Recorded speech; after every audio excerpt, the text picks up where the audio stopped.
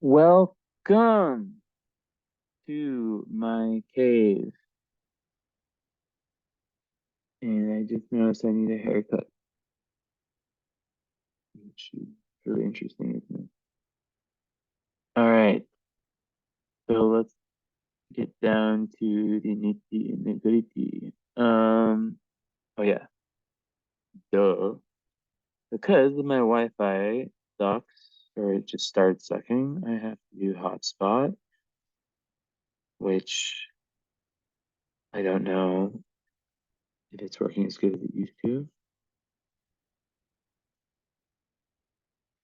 But we'll connect to it. Okay. So let's open everything up. I just had to reset my.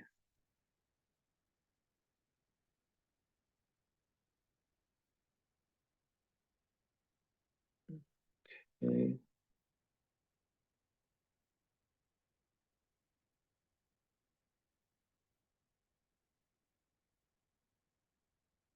Okay, so I got both.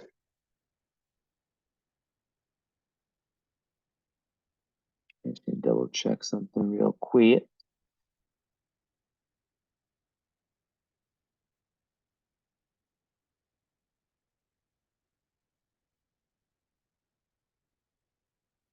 Okay, we are good.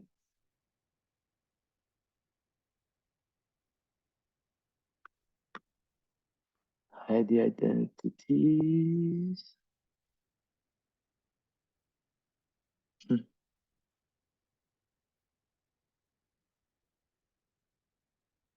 Well, I think I'll born. You were born at 11. Hey,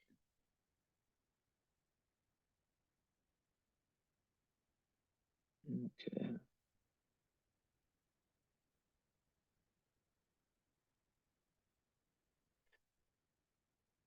All right, let's get into it. So yeah, this is a chart that I remember very well. So I'm gonna go ahead and share the screen. Um, that there. So I can. They changed it on Zoom. I kind of liked when no one can see me when I didn't want to be seen. So I can do my meditations and whatever the hell I do.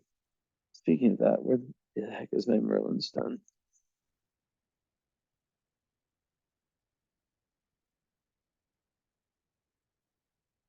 This is very, very important.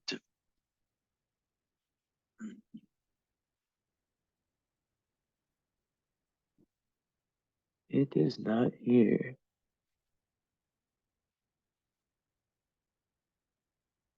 I know exactly where it is.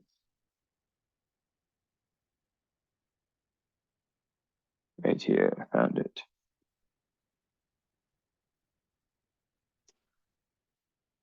My talisman, my lucky Merlin stone. All right. So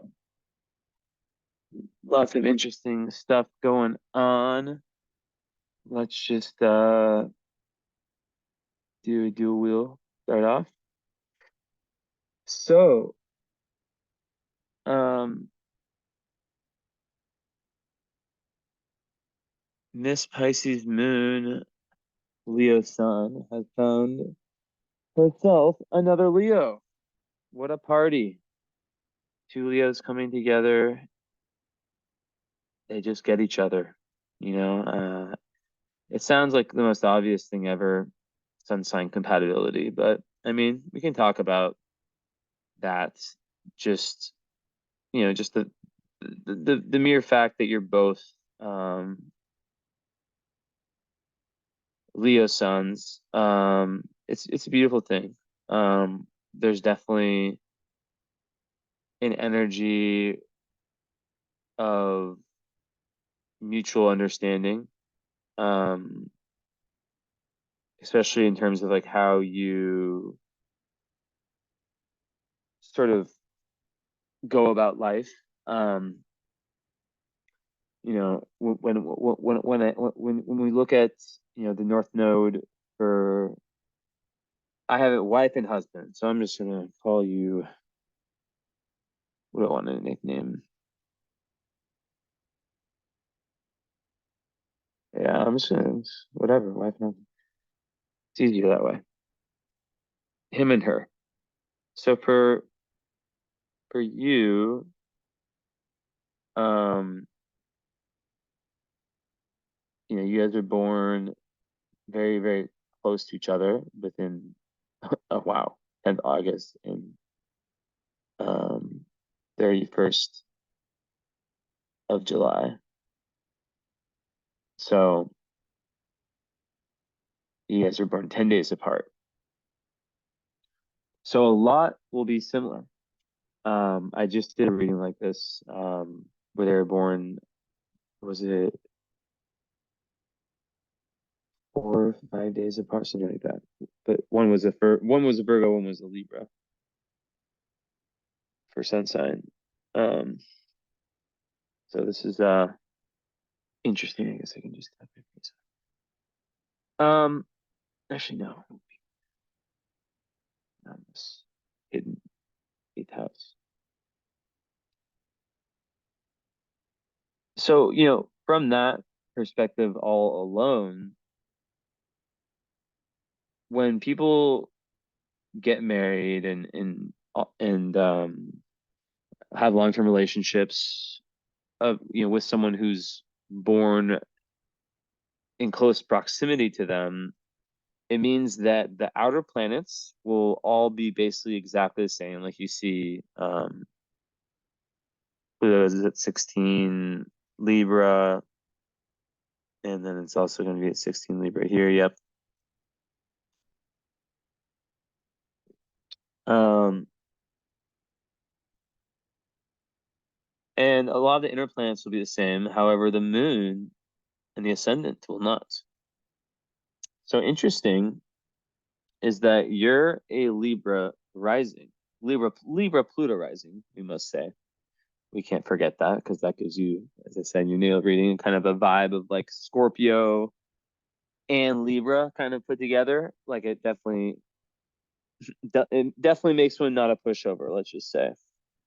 Lots of dynamism there for sure. Oh, my cat brought me the ball to play fetch. That's a really good sign. Come on, Felix. No, we dropped it too far. So, and even let's see with Jupiter, how many degrees? 19 and 17. Yeah. So it's like, and did anything go retrograde in that time? Mercury, where's Mercury?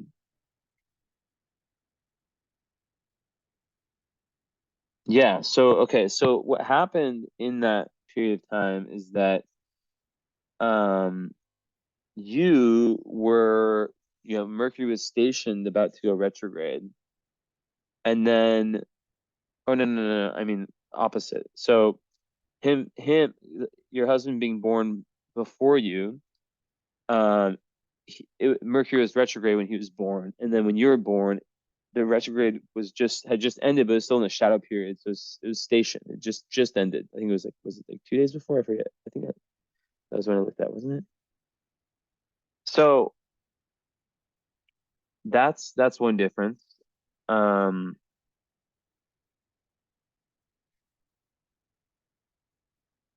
Palace will be 27, 27. So this will be very interesting with the asteroid. Yeah, so they're not changing much. So really,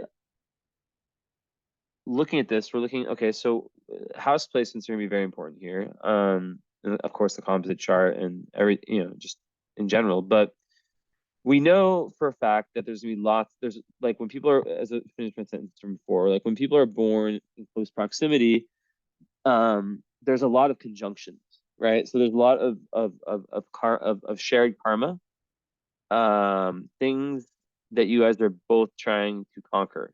So from the standpoint of the North Node, you guys both have it within a degree in Virgo, but there's differences here, and also you guys both have it with Saturn on it. and they're both in water houses. Now, for you, it's in the 12th house. Um, for him, it's in the 4th house, conjunct his IC. So that's really interesting. I just had one of those the other day. And look, I see your birth time, 1110, my lucky number 1110 in his chart. Um, Basically, with that, you guys are both, no, I prefer this, headed towards, you guys are both have that kind of past life mystic energy. Um, Now for him, he is trying, you guys are both actually trying to get deeper into your emotional bodies and spiritual bodies. Now for you, Misty, and this is going to be a private video anyways, so it doesn't really matter. Like now that I actually think about it, I saved you Misty before, so what happened names? Michael. Michael and Misty. Yeah, okay. So let's just change that because I'm not gonna put this on my YouTube. I don't put my compatibilities on YouTube. So was I thinking? Misty.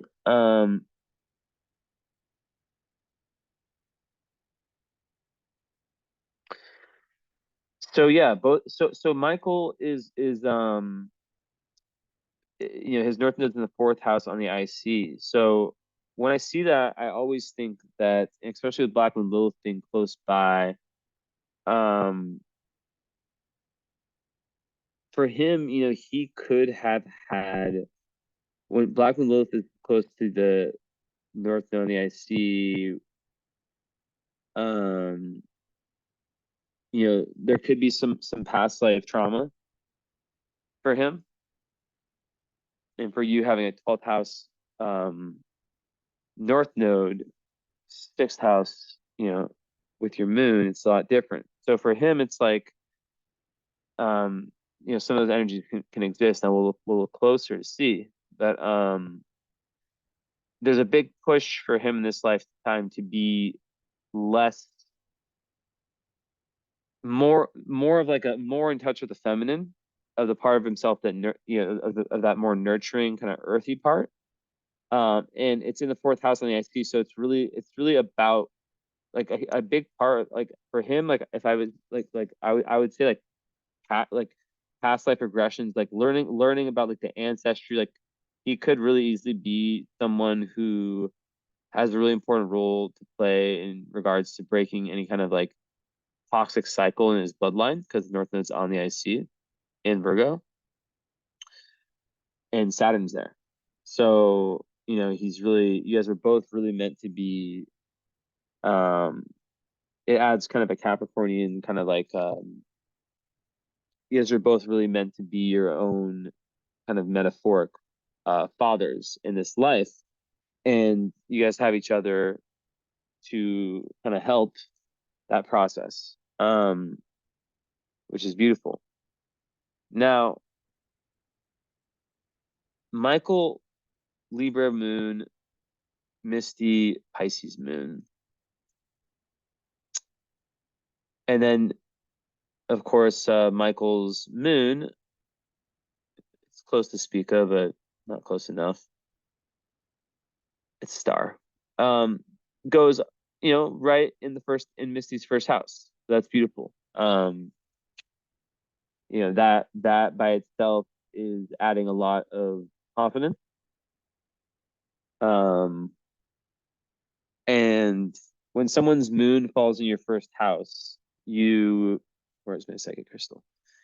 You feel like, so Misty, so you feel very understood. Well, it goes both ways. So Michael actually, his his like I would say Michael feels very, very deeply understood. Um, and you feel very, very grounded. So when the it goes, it's a two-way highway, right? So from Misty's side, right, the ascendant, and I can even do this differently.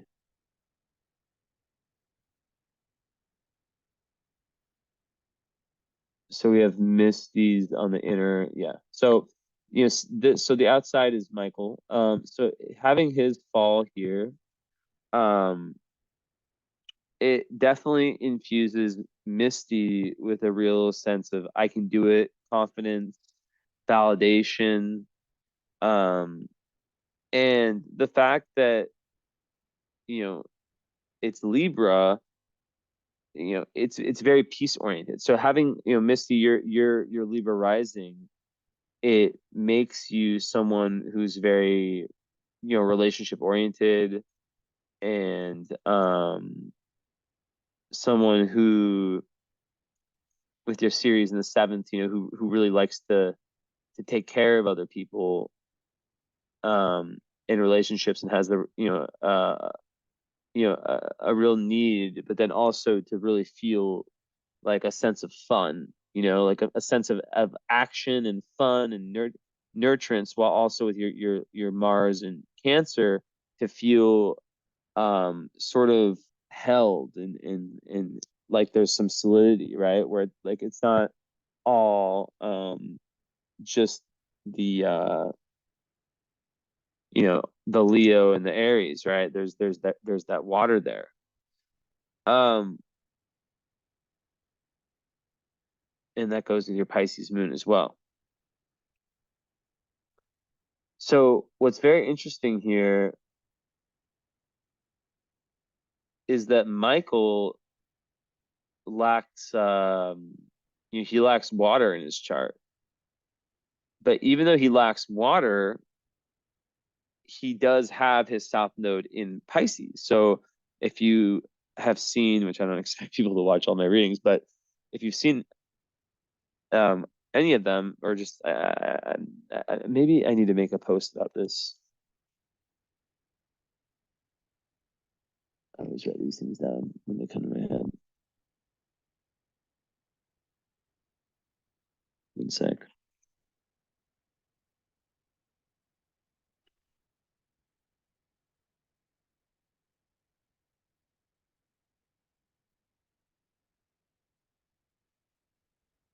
So when you're missing an element in the South Node, but the South Node, which is like the karmic past, like the energy that you're used to, is in that sign, it means you've mastered that energy.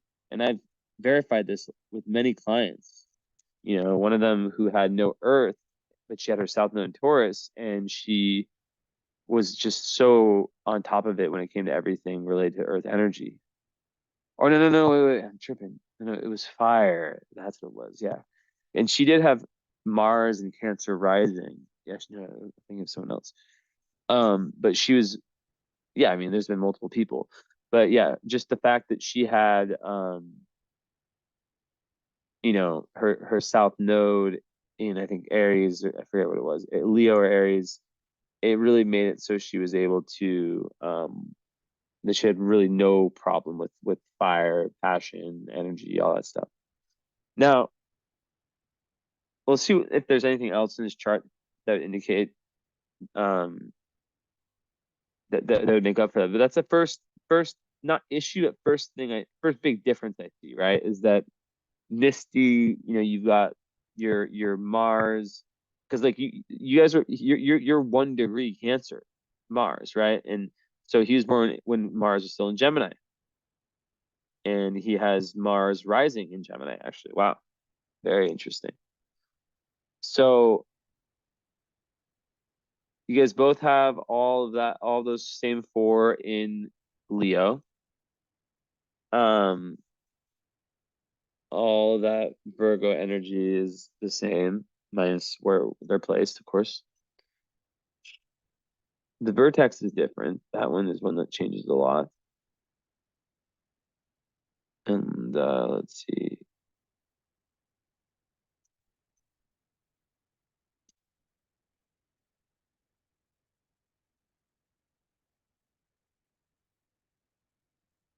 Where is it?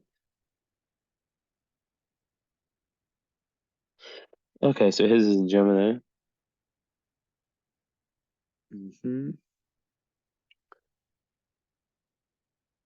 Yours is a Gemini. So that's interesting. Um, but yeah, so basically, back to kind of what I was talking about with the Libra is that the first house, the house of self, gets that validation from someone like Michael, who his internal self is really, he has an emotional need for what you offer. Your personality, your way of just being naturally gives him a real deep sense of like feeling understood, right? Um, and then what you get back from that is just that ability or that feeling of, I want to call it a confidence boost because it's the first house, but yeah, like it's almost like a cheerleader type energy, right? Where um like for example, like I would assume that he almost like he knows you very like you guys have like an almost like psychic kind of intuitive kind of relationship, probably a very similar sense of humor. Um, and like there's not like things are understood without without having to like there's not like huge breakdowns in communication. I'm saying that now we'll talk about the retrograde, but you know, overall, having his moon sign in your not conjunct, but in like in the house of your ascendant is very good. And would really reinforce you in your pursuits in whatever, in every area of life. You'd definitely be someone that like understands where you're coming from. There's no misunderstandings, and because it's Libra and it's all about peace, that is something that's very possible. And balance and in relationships. So both of you guys have that kind of that desire to have these, and also Libra, it's very good for seeing the good in the other person. So I imagine that that's Michael's really able to see, see in a really positive light, obviously, but like, to really see the good and to keep a balanced and fair relationship. Um, so then we have to just see like where all of the other energies fall by house, and we'll flip this around. Um, so his vertex and also yeah, his Pluto falling in your first house is gonna double down on what I just said. It's gonna really, let me just happen. Hold on. Okay, still going good. Okay. So yeah, his Pluto, very close to your ascendant. I mean, you already have Pluto ascendant, so to have someone with the same Pluto as you, it just doubles down on that power, and it's someone else who really believes in you in that sense. And yeah, just coming from the same generation, I made a post about that today. And Pluto and Libra, just it's really emphasizing the need for beauty, the need for the arts, and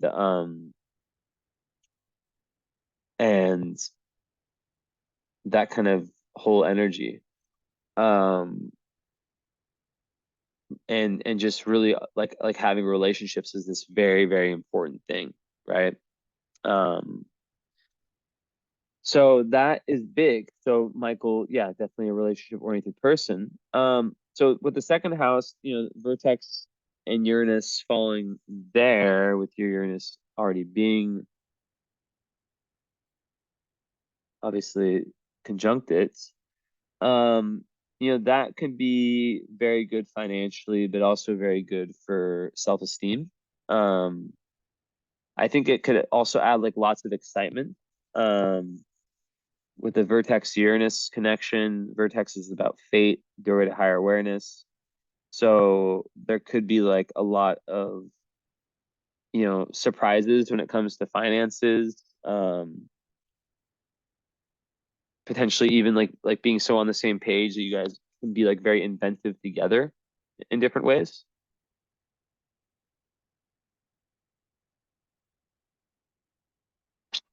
Yeah.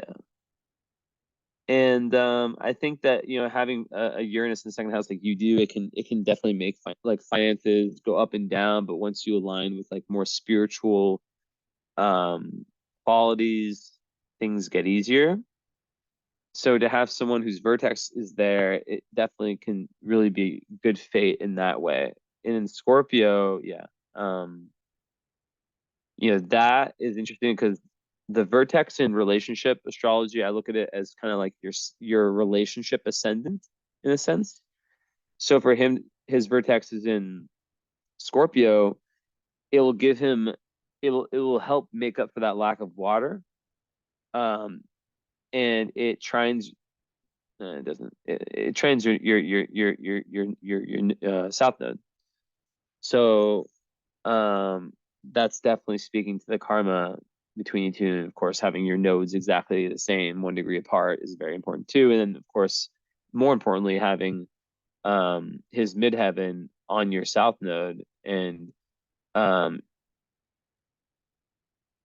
your north node along with his on his IC.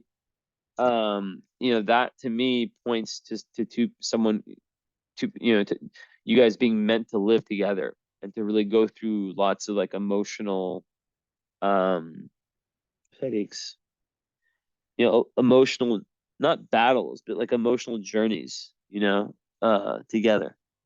That's like really, really important. Now we look at the third, and okay. So his descendant is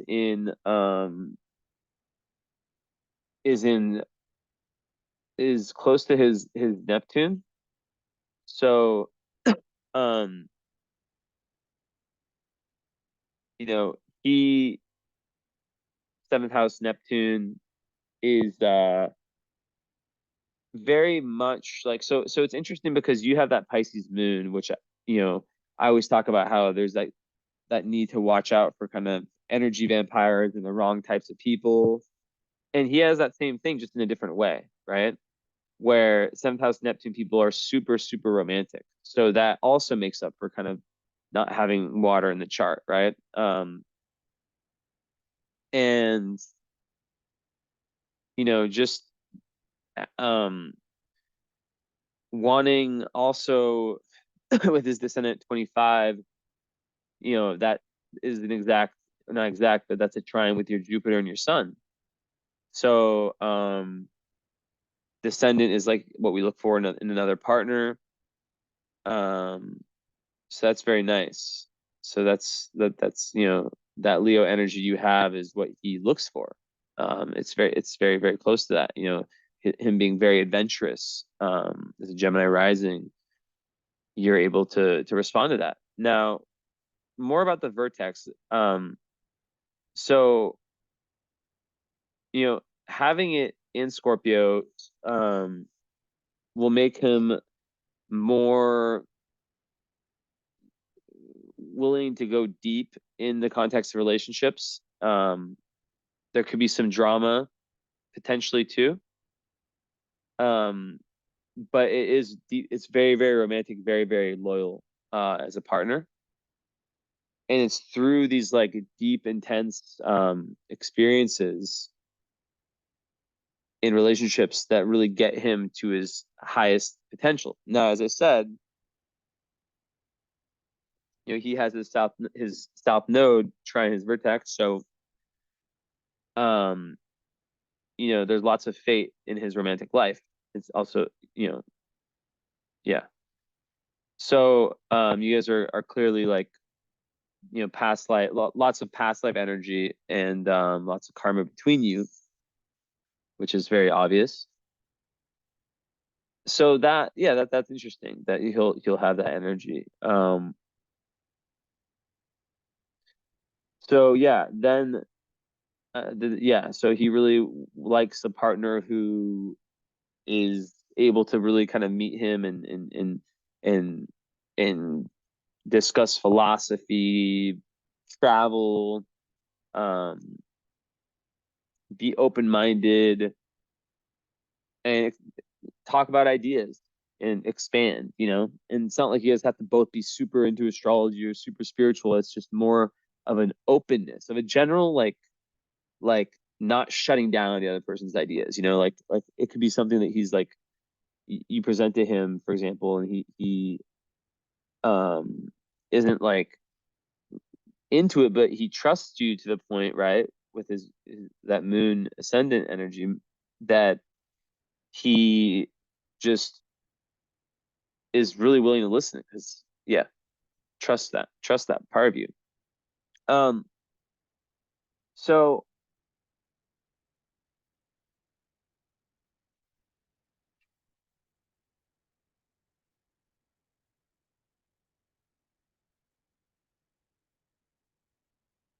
okay,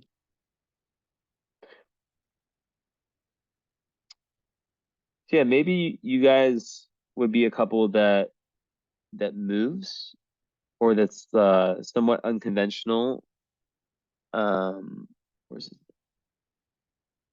I could definitely see that being something with you guys. I mean, there's like a high level of conventionality with like the ICs both being like in terms of like the home life in Virgo and in Capricorn. God, my beard is just at the point where it gets like scratchy. Ugh. It like one day it's perfect and then just scratchy. Okay. But the fact that it's in an Aquarius house, and that, protects with Uranus, I definitely think that, you know, that moving around could be a possibility, but that there is a desire to kind of have more, yeah, more of a conventional home life. Now, um, really interesting parts over here, how his south node is, right with his midheaven. So there's lots of been there, done that for him as like maybe even like a spiritual leader or just someone who has like a mix of Pisces and Capricorn, which is very interesting, which is like an maybe even an artist, kind of energy, right? Someone who's focused too much on the outer life, and not enough on the family life. Maybe like, yeah, like kind of like a dreamer who put who has this like a ability to put his energy into what he wants, um which is interesting to have that as your tendency. Now what he's trying to get to is he's trying to become more like you, less of the dreamer, less of the dreamer, of just the dreamer, of the person that just has like the ideas, but the person that like puts them into use. But in his case, being that it's already on the midheaven, um, for him it's really about like developing healthy family, healthy home life. His childhood is super karmic. Like there's tons of karma for him that happened in childhood, and with Black Moon Lilith close, with both you guys, the nodes, um, it just makes me think that you guys had like a similar kind of path in a recent life, and that you guys are continuing it. Maybe as something spiritual, like witches. Now Virgo, Black Moon Lilith is a lot about perfectionism, and that being kind of something you guys might both have as your kind of like lower energy, I guess you could say, that comes out when your lowest vibration is like kind of a pettiness potential. But the fact that you guys both have it conjunct is it's helpful because you can both be each other's mirror and kind of call each other out on each other's shit. If one's being too critical of the other or one's being too self-critical, just yeah. Now, yeah, having the same South node, of course, you could say, okay, well, everyone born in the same grade, or people in the same grade, they have the same karma. Well, it's not significant if they're not together, you know. Like I have tons of people that like I was in high school with or whatever who had the same birthday as me, maybe a few people, but I'm not karmically attached to them like that, right? So but you guys are. So it's significant that you guys are both 10 and 9 degree South Node of Pisces. So yeah, I think you guys were really doing similar things to each other. And with him, like I said, like not having the water, um, water is about emotions, it's about intuition. So this can be a problem in a lot in different charts when one person is way more in what like when there's a big elemental lack, right? Like one person is like, you know, like I can't even think of myself in past relationships where I was the girl who had like all fire, no water, and I'm a lot of fire, and I'm a Pisces, and it was like the way I experienced it is that she only resonated with my Sag and Leo side, but not my Pisces side. And whenever the Pisces sides came out, I could feel it. It also kind of like taught me like what my Pisces side is, the more sensitive. So that's kind of the thing is that Misty is a Pisces moon, um, naturally more sensitive. And this is where there can be somewhat of a conflict is that there's a quincunx between your guys' moons, right? Now remember that when I say conflict, like I think the best couple or the most successful couple, you could say, let me go back to this mode that I've done ever with a compatibility reading. They're like so good together. They had like a ridiculous amount of squares and oppositions in their chart. It was crazy. So, you know, those test character. But I think, having Pisces moon and a Libra moon is very difficult because an air moon, like Michael has, like yeah, Misty, Libra rising and stuff, but the moon being, what I consider the most important part of the chart, um, it's how we feel. It's like what makes us feel at peace. So when they're so different, um, like it can cause issues, right? Because like a Pisces moon has an emotional need for time alone. And what can happen sometimes the Libra moons, there can be a little bit of codependency, um, and just like over obsession with relationship when the Pisces moon Misty might, really have like so there's a big need to have conversations about that, about how Misty, like the same thing can happen to both of you guys. And Misty could experience it like completely differently, right? Like um I have to see the aspect in this chart before fully saying that. So I might I'll hold my tongue on that. But yeah, there is a big difference there. But well, actually, I can just look really quickly. Let's see. Okay, so 27 Cardinal. So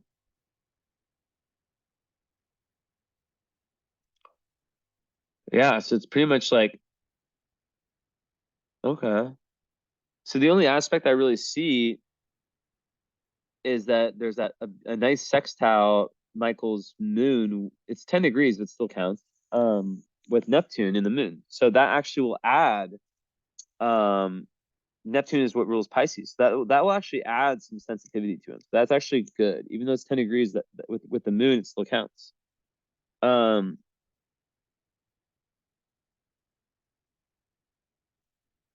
so that's interesting. Yeah, moon sextile. Oh my God, water explosion. But yeah, moon sextile Neptune natally. I think it will make someone, yeah, very imaginative and very creative.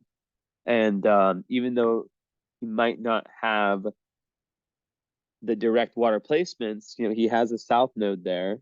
So, like I said, it's an energy that he's mastered in a past life and doesn't really feel like he needs to focus on this life. While Misty, is a Pisces moon. Well, what's really interesting about Michael's chart is that his north node's on the IC, which is Cancer, right? So it's like he's a Libra moon, and air moons can be kind of quite removed from their emotions a lot of times, right? They can have difficulty when it comes to connecting with their emotions. Now he does have Mars and Ascendant trine his moon, but so that would actually help with like being able to actually act on how he feels. But there can be lots of indecisiveness with Libra moons, right? Which can lead to like codependency and relying too much on the other person to make decisions and whatnot. And too much real in just sometimes like a big relationship need, that can be overwhelming. But when it pieces together, I think about how Misty, like the fact that the South Node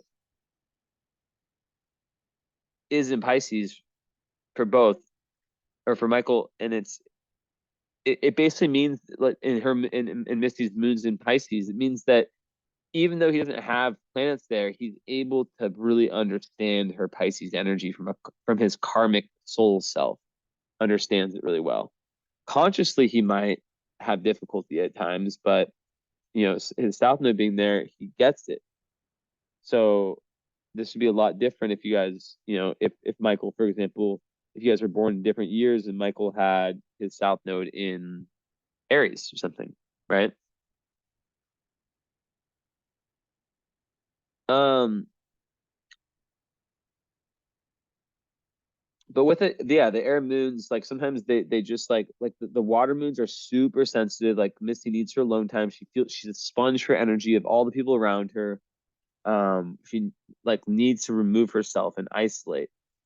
And the good thing about, so this is what makes that conjunction of Libra ascendant and moon so good, or at least just like being in the same sign, like the ascendant and moon, is that Michael, like you guys can really like have those discussions and really talk about those things in a very peaceful way. Um,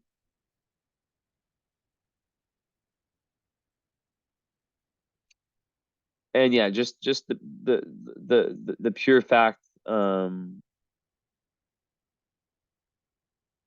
pure fact that it's so understood is massive. It's like there's such a an easy flow of understanding.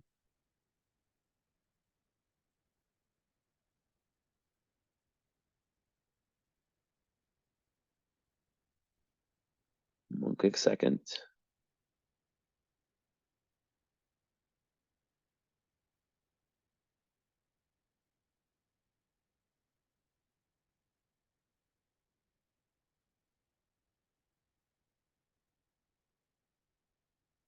Hold on.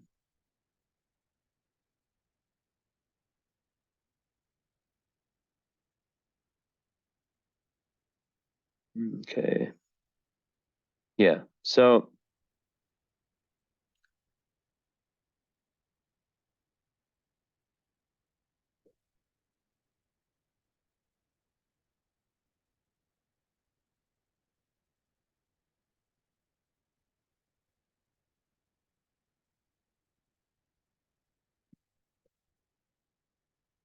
Okay. Yeah. So that's very nice. Say a lot of difficult conversations.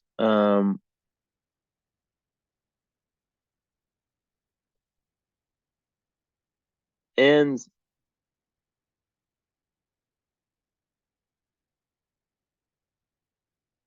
I think the fact that his south node, that Michael's south node falls in Misty's sixth house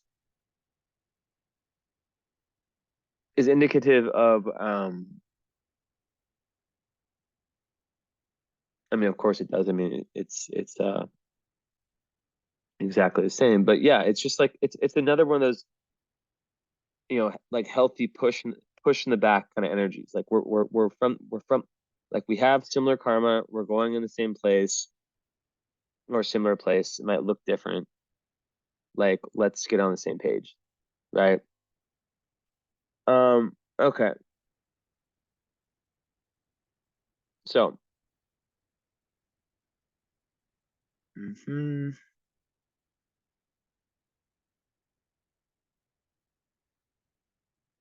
So as part of Fortune, Michael's part of Fortune fall in series, also falling in the seventh house in the Misty seventh house. Uh, so that's nice. Part of Fortune, close to the descendant. So that's a really, really good placement. Part of Fortune's like where you find joy, and Missy's descendant represents like her seventh house, her like what she expects, what she needs in relationship, which is Aries.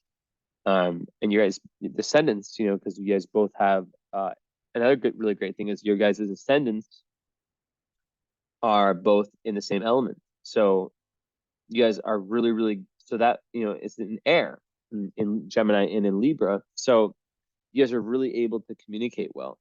Um, so that's very nice. Oops. Um, so that's very nice.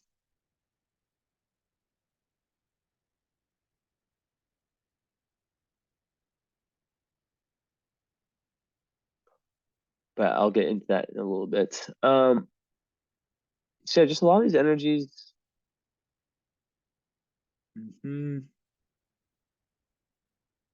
Like basically wherever for synastry, like if Misty has Chiron in the eighth house, well, Michael's Chiron's gonna fall right on her Chiron. Um, Vesta's there, Vesta's right there. So a lot, it's a similar type of pain. So the house stuff, it's really more important for example, like the fact this is a huge one. Look at that. His Mars and ascendant is right on Misty's Juno. Now that is massive. Why is that massive? Well, Juno in a woman's chart, especially, um, represents kind of your ideal husband.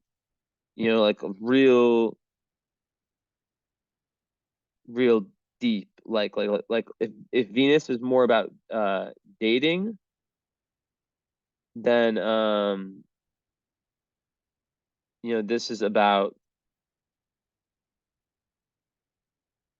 next level,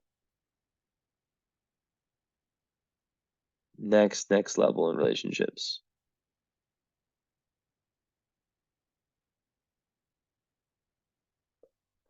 And hmm,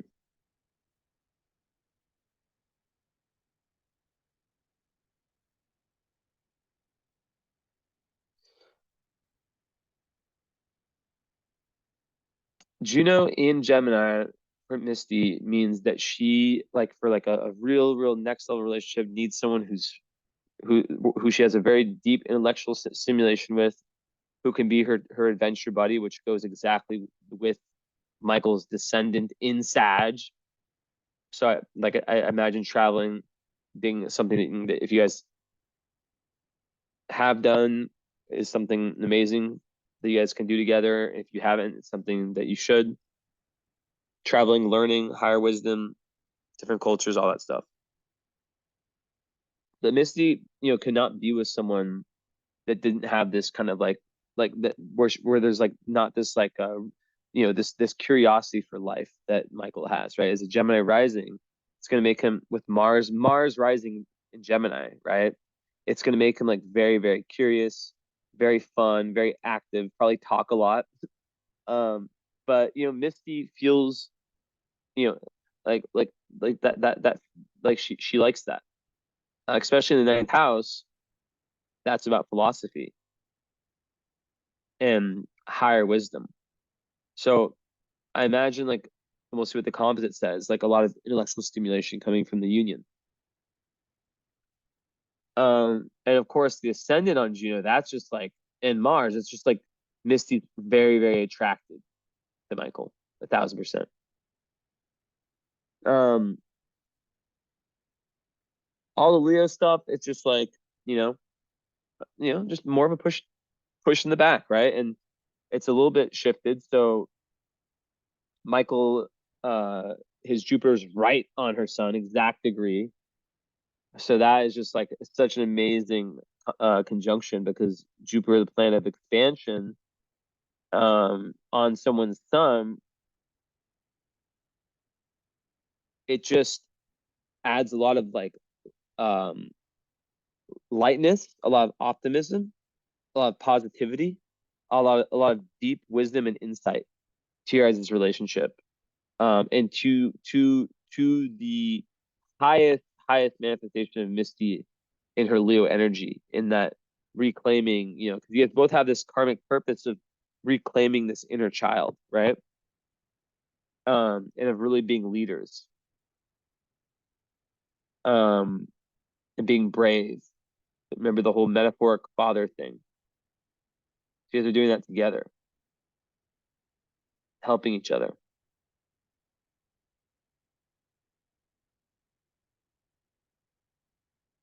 Now the Venuses are both in the same sign, so obviously you guys value the same things in relationships. Now the Mercuries are also in the same sign, so you guys have a similar way of thinking and a similar communication style. Now the big difference is that Michael's Mercury is retrograde and Misty's is station. So the retrograde just ended. So it's kind of like it's still retrograde, kind of, right? You know how you can just feel it, like when Mercury retrogrades end, like these days, right? You still feel it in the shadow period after. It's not, you know, I guess the S stands for shadow. Is it shadow or station? Well, I think it was station, but regardless, it's shadow period. So, basically it hasn't returned, but the retrograde is over. So, um, that, by itself will make Michael a deep thinker. Um,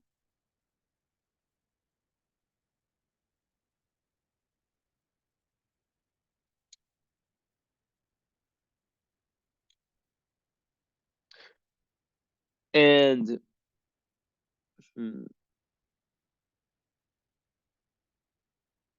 how would I put this? I mean, it gives him like a lot, it makes him very right-brained, right? Very creative, very intuitive, even though he lacks you know, the water, but there can be like a fear of kind of putting himself out there, right? Now with his, where is it? Yeah, the Chiron in Taurus, which for him would be in his 12th house, there can be some kind of spiritual fears. Um, but also Vesta being there means that he could literally be someone who works in like as a healer, like as like in some type of way. His work has like a doctor or something, or yeah, because Taurus, the body, or so many different things that helps people. Um, but there can be a tendency to get lost in their own mental world and have trouble listening because there's like a big inner dialogue. Now, I think that this is beautiful because Misty being a Pisces moon, the Mercury his Mercury retrograde, like he might feel misunderstood by lots of people, but by Misty, he's gonna feel very understood because her being a Pisces moon, she's naturally very right-brained herself, or she's both. She has Misty, you have both, right? And having your Mars in Cancer, you understand these realms. Um, when you have Mercury retrograde, you really need to speak authentically to feel right. Um, so it's like very, very genuine. So the Pisces moon appreciates that because it knows it can trust that person. Um, and the interesting part is that it's in Leo, but a lot of Mercury retrograde people can really have different kind of learning styles and sometimes have like internalized messages of where they doubt their own intelligence, but they're not stupid or slow. They just have a different learning style usually, right? Like they might struggle with syntax, for example, because the mind is turned inward. Um, which can it can make people anxious, nervous, awkward. But the thing is, like, I'm not saying he is any of those things. But yeah, getting lost in their own mental world, like I said. Um, yeah, it can create fears, insecurities, all that stuff. Um,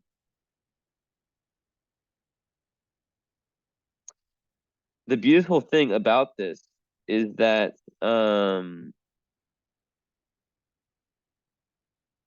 Misty understands all that naturally. She understands all that. So um, all that right brain stuff is second nature to her, and he and it actually kind of helps balance this whole thing out because this is kind of a very watery thing to have a Mercury retrograde, in my opinion. So the discussions can really, him being a very deep thinker, especially you guys both have that kind of trip, all these three together, Jupiter, Mercury, Sun. Now, Michael has his sun's combust, so Mercury kind of like eats up the sun that's already retrograde. So that can kind of create issues with uh, being a little bit subjective and dogmatic sometimes. So Misty with her Pisces moon can really help if that is something, right? But then again, Michael is a Southman in Pisces, so he does have that natural open-mindedness and that natural dreaminess and imagination, intuition. But um the sun burning up Mercury, you guys both have it? No, because no, it can be difficult. But I think Misty really brings a lot of grounding on that intellectual level. And because they're both in Leo, I think that you guys, are both I think that Misty does a lot for Michael's communication. Okay, so then all this falls in the 12th. So of course, like, yeah, the 12th house, Michael's North Node falling in Misty's 12th is just all about like the karmic relationship and you know lots of past lives spent together and lots of past lives spent together as family and and unfinished business kind of energy.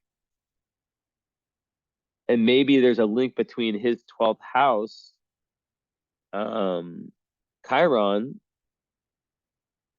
and Misty being kind of this figure who can help heal him from some of the wounding that comes with that, right? It can be like, different spiritual fears, um, fear of letting go, fear of surrender, that kind of thing, right? And Taurus, it's like it could be like insecurities, right? So when I look at this chart, I see very few difficult aspects. But he does have a 0 degree Venus in Leo. So he's very new. Like romantically, there's kind of like a real childishness in a good way, a real fun childishness. Um, and you guys are, you guys play together. Leo's about playing, expressing inner child. You guys are both here to do that, but also to learn responsibility. So it's like this mix of earth and fire that you guys both are trying to get each other towards. Um, but yeah, being like a Mars and Gemini, he's definitely gifted with he's very he's very intelligent, just in a really interesting way. Um, I'm curious just to hear about how that is, because the Gemini rising, the Mars Gemini rising, excuse me, is gonna make him like really, people who have that, they're just like, he could be like a lawyer, like because uh, I think his artistic talents could be incredible, because like he's a Libra moon already, and he has all that Leo energy just about creativity. The Mercury's retrograde, so like right brain activities are favored, and then there's the ascendant. So Michael would be someone who is bored quite easily, right? He's bored quite easily. He needs a high level of intellectual stimulation, with his partner as well, and in his life in general. But he's trying to learn how to, be more grounded in his inner kind of feminine side, inner emotional side, and in his like home life, and with respect to his family karma. That's like a lot on his side, like more personal. So, and he could have like a lot of great things happen. He might have like an unusual routine, but a lot of great things can happen when he is of service. Um, so yeah. There could also be issues. Turn my camera back on for a little bit. So there can also be some issues with Moon square Venus, can be issues with like expressing feelings in relationships for Michael. Like not being able to relax around loved ones. So like the fact that there's that, the conjunction is like such a savior, because like that Libra moon, having that ascendant in Libra on Misty, it's just like he's like, wow, like the way she is, like I like it teaches him a lot about his internal self. So that's really good. So yeah, it's really a lot about like learning to kind of calm down nervous energy, because Mars and Gemini, like they use words as their weapons, right? They are super gifted when it comes to like super like he is probably very, very witty, very, very good at, like if he's like a salesman, he'd be excellent, or if he was anything related to like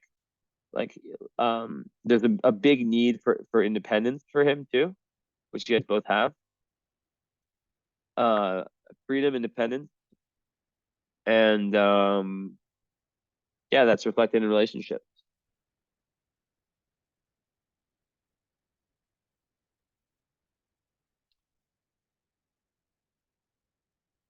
So yeah. But like I said, like in his chart with the 0 degree Venus and the Mercury retrograde, like and the Neptune the seventh, like he's very, he has to be careful. Maybe he's had experiences in his past where he had like rose colored glasses. It's very romantic, like Neptune the seventh, but it can be like over idealistic in terms of partnership. And maybe he's had issues around that, that got him in, going after the wrong person before. Also, there's like this seventh house Neptune is like this kind of like search for perfection into a relationship, right? And they can get really easily disillusioned with imperfect partners. But also there's like this ability to really attract like very spiritual relationships. So, but also, yeah, it can just be like the honeymoon phase, like everything's perfect. Oh my God, I'm gonna marry this person, and then it turns out it's not all that. That's what happens sometimes with that placement. Now the Libra moon will make him more, you know, like kind of a little bit more aloof, even though it is very relationship oriented, but it's air. So air moons typically are more logic based than emotional based, while Misty is way more emotional based. Um, like I was saying earlier, I didn't finish my sentence. The same thing happens. Misty cries about it right away. Michael maybe like 12 months down the line, kind of like actually like kind of takes it in, right? So you guys definitely have way different emotional needs. But yeah, I mean, overall,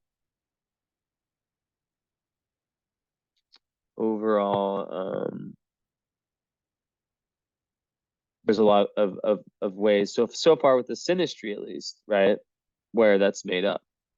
Watch, I guarantee you the composite's gonna be like all water. Um, Let me pull up something real quick.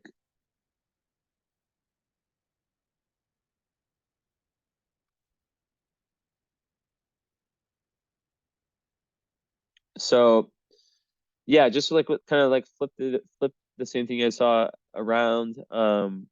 So Michael's is on the ascendant. So yeah, or at the inner circle. So is that correct?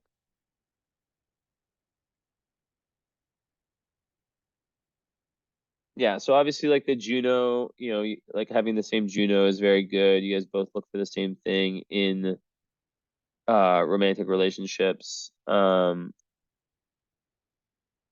then the Juno, yeah, Juno Mars is just very much about just like a very strong sexual and physical union in that sense, ascendant to lots of physical attraction going both ways with that falling in the first house. Um Now Misty actually, so this is very interesting. Misty has a really, really strong effect on Michael in terms of money and in terms of like career and status and all that, because her midheaven and her Mars fall in his second house. So not just that, but also self-esteem and feeling grounded in himself. So he has some other parts of his chart that might have made that a little bit more difficult. But Misty really is this grounding force to Michael, right? Um, and almost like a mothering energy, Mars in Cancer. So when that falls in his second, which is empty, it definitely gives him kind of more of like a hustle, more of like a desire to grind. Now, this is really important.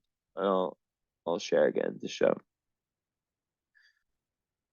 Most of my clients are visual learners. So now we have Michael's on the inside and Misty's on the outside. So we're seeing how Misty's are affecting Michael. So Misty's Leo falls in his third, while vice versa was 11. So Michael, all that Leo energy, like basically, I mean, he like it just doubles down on like helping him with communication, helping him with uh, you know, the integration of the higher and the lower mind.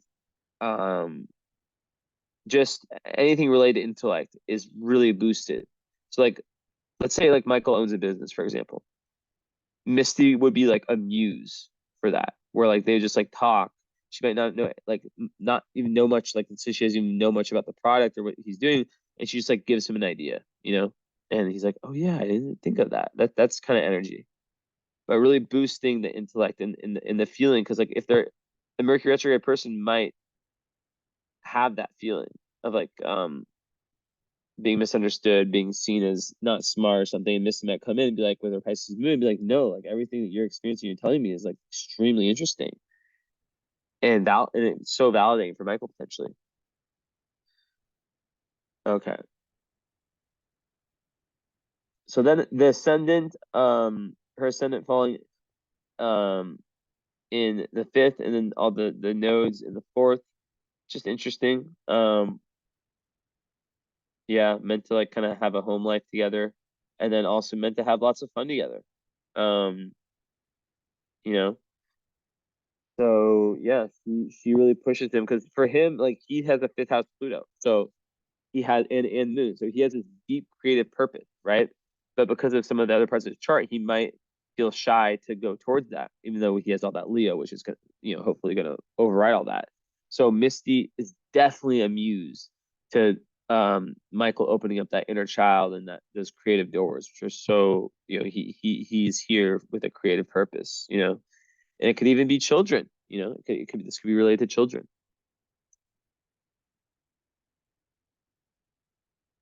Okay.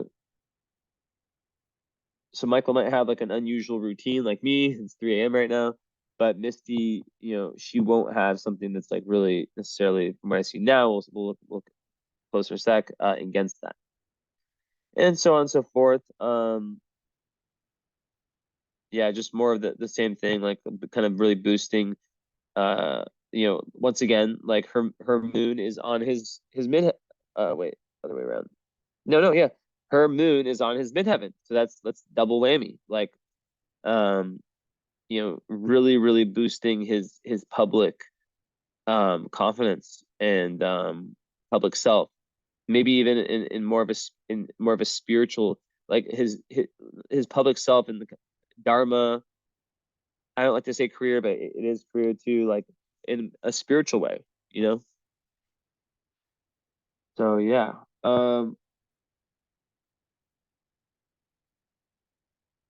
Okay. So let's just before we dive deeper into this, let's pop these open.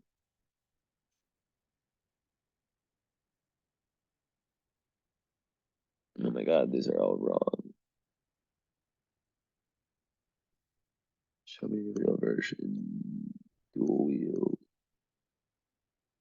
Why does it look like that?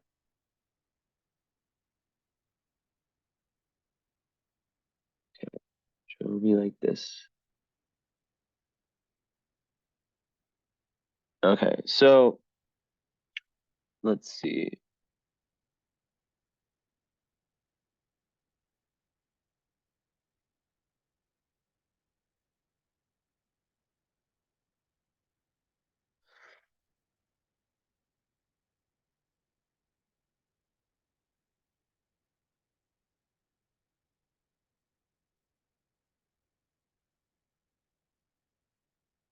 That is not correct. That's correct.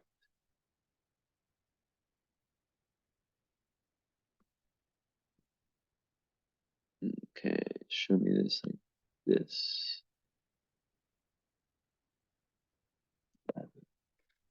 Okay, there we go. So let's see. Where's Mars over here? One. Okay.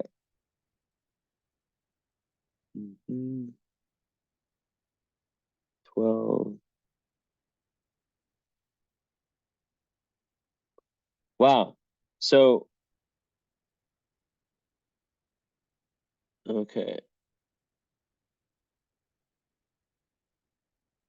So,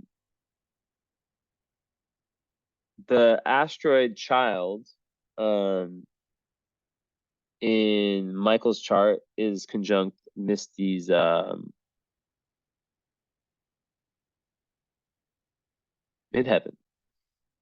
So that's like about like really like stripping off the mask, and like that real inner child healing. Um just like, pure vulnerability. And yeah, it's just like with all that Leo you guys both have, it really makes it this very innocent kind of love. Um so yeah, that's nice. And where is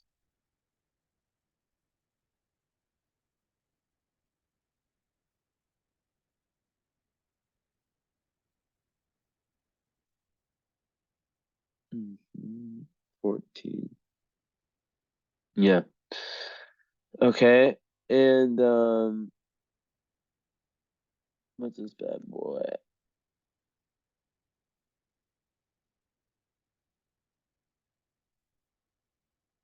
Uh, 7? Not this one. Okay. Okay, noted. Oh, wow, that's beautiful. So, um, which should I start with?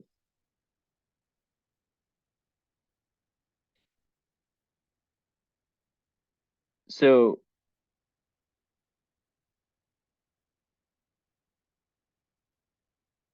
Dejanira is kind of like about victimization, isn't it? So Dejanira falling on the Mars in the 10th. So Dejanira from Michael.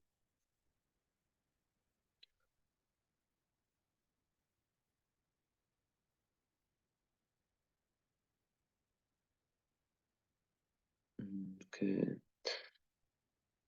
So it says that so which one's who? So Michael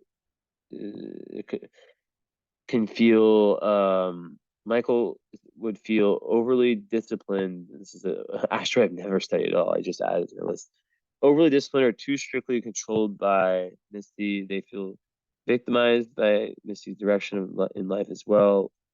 When Michael sets out, or when Misty sets out to accomplish something, um, Michael feels hurt slash unsafe. But that's a very minor one, and it's not like so. It's not smack on there. It's but it's pretty close to the Mars.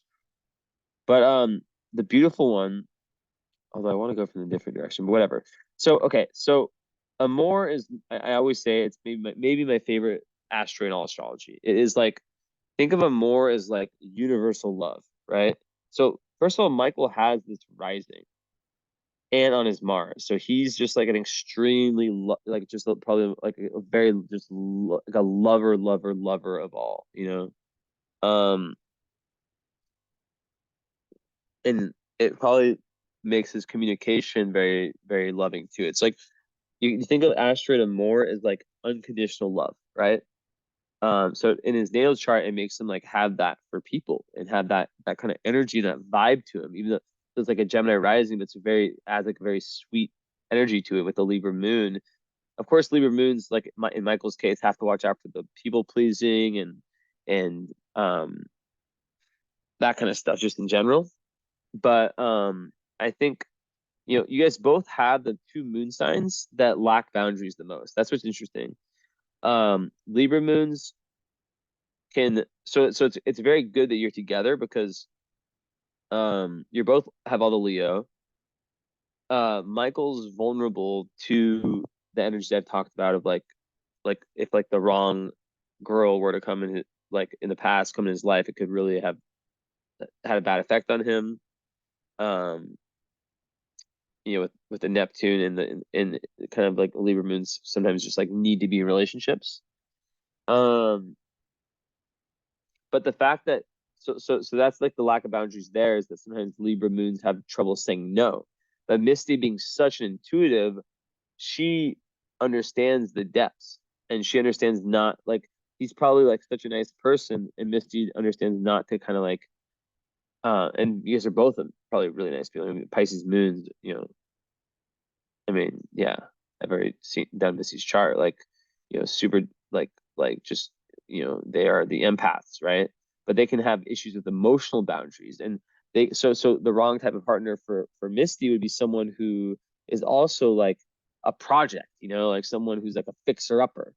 And there's like some like kind of asteroid conjunction that is like really like obsessive, like obsessive in some way. So you guys both kind of like balance each other out in a sense where neither infracts on the other. But yeah, Libra yeah, definitely. Um, it's two moon signs that are very chill, like Libra moon and Pisces moon, um, are both very, very chill. And then there's all that Leo, which can be very prideful. Um, but because it's all conjunct, I think the only well, we'll see what the like what squares and oppositions are. But yeah, I'm just gonna look for these. So yeah, the Amor, that just means there's like unconditional love, for Misty, um, and for both you guys, right? There's and it's on the Juno also. So from both directions, this real Amor energy, which I love to see in these kind of readings.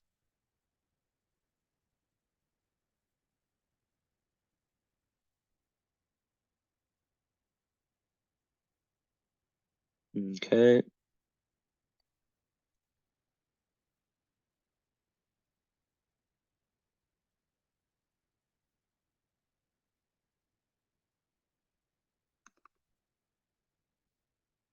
7.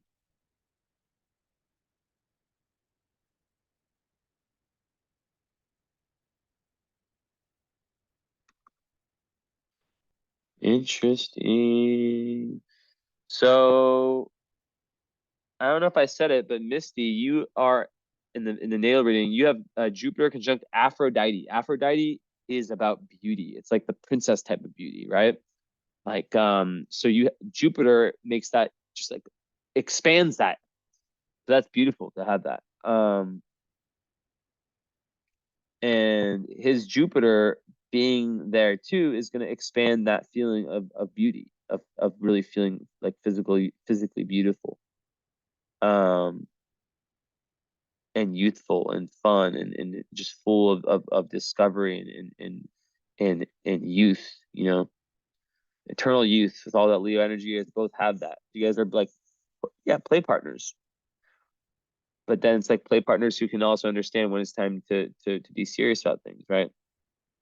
But you guys really like, Michael, you did a lot for this is like kind of Gandhi vibes, like midheaven South Node and midheaven Pisces. Like you've done a lot for, and it's time for you to like be a little selfish in this life, and not selfish in a bad way, but like have some fun. Be creative. Really allow your creative juices to flow. That's like a huge part of your life purpose. So Misty is really helping you do that. Um,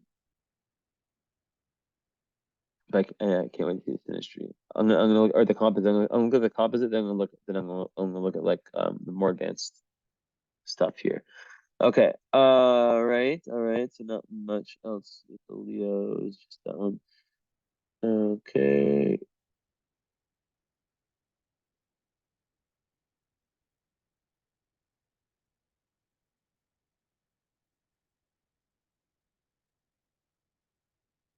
Hmm.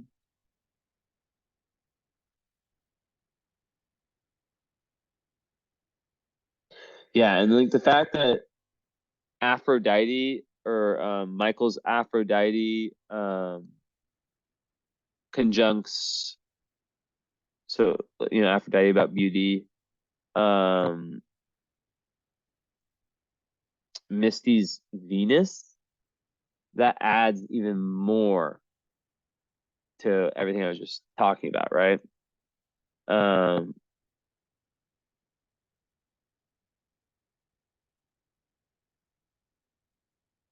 So yeah, I mean it makes marriage very, very, very, very likely when that happens. And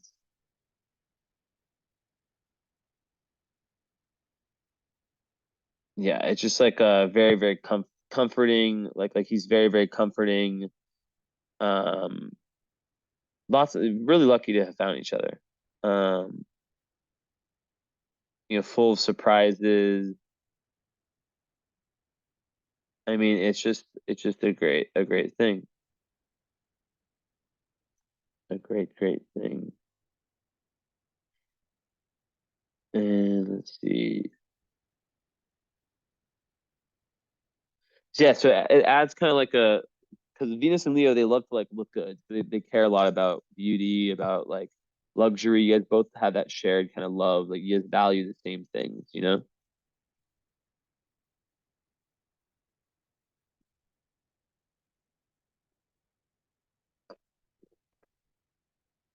Um, yeah. And I think what it does is that it makes Misty like want to like dress up and put flowers around the house and like just like be more like just like really like do things for her for her aesthetic and the aesthetic of just her life in general. So that's awesome.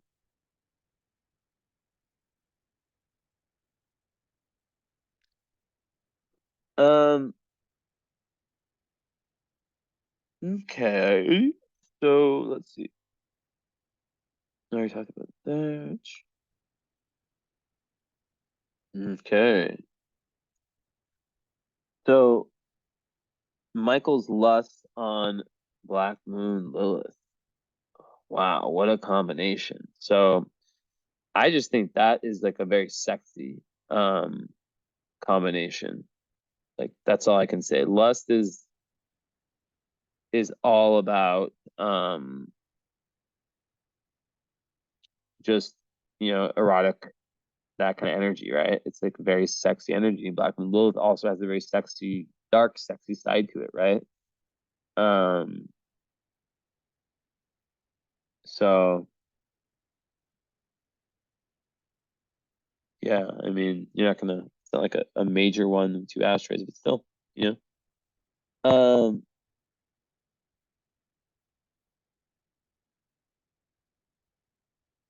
Yes, man. Cats and me. And then look at this. Wow. So Michael, the asteroid's names sometimes speak for themselves. It's called Union, and it's right on Misty's north node, which is her destiny. So literally exact degree, like Union conjunct north node. You guys were meant, and then having the north nodes conjunct each other, you guys were meant to be together. So that's like crazy. Wow, that's insane. That's literally insane. And then also, Misty's Union is conjunct. Um, Michael's North Node too, so like double back and forth, but also Michael's IC. You guys are really meant to like like live together and have that kind of domestic life.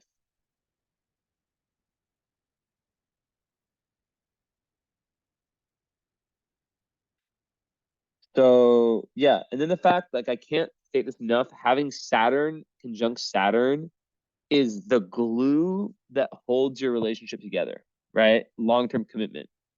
And it gives you this ability to work through all the difficult times in a very like positive and compassionate manner. Um, so yeah, it's really nice. But yeah, just like sharing common values, and having a very committed, loyal relationship, lots of cooperation, and also like taking the relationship seriously, like kind of like a very like very much on the same level in terms of like the phone needs to be on for the hotspot to work. Yeah, very, very serious in that sense.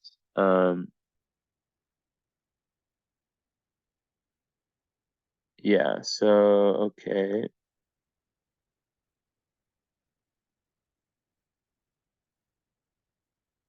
So what's happening over here? Okay. Wait, where did it just go? It just ran away.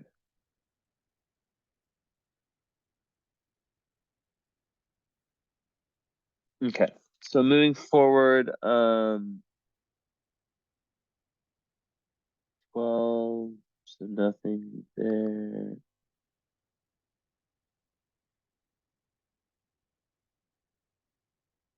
Okay.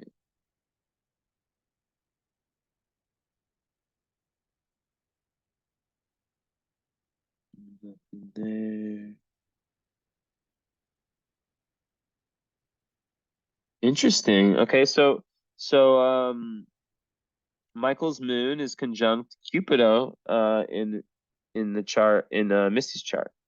So Cupido is it's like a very like scorpionic kind of flirtatious asteroid, right? Um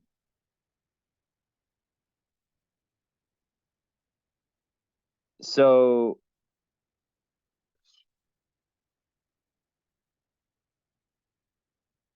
I think it just adds, yeah, it adds more of like a kind of just infatuation and attraction. Um that first little spice that they ignited things, you know?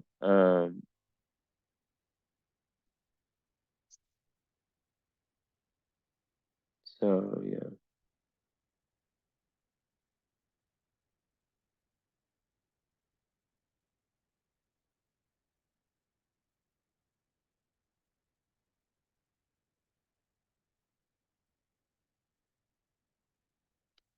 Because like Cupido is like the look of love that is in some cases used to deceive, like the femme fatale. But so like by itself, it just like if people like have like no connections, like you like like if there's like like if I'm looking at like something where I'm not seeing like any connections, right? But like there was this like moon conjunct Cupido, it would be like the moon person, which would be Michael, would be deceived by the Cupido person, Misty, um, wanting to use him for an affair. That's all, right? So, but that speaks to like the kind of like that like kind of attraction, right? That kind of like you know, attraction. I don't know if that's how things started.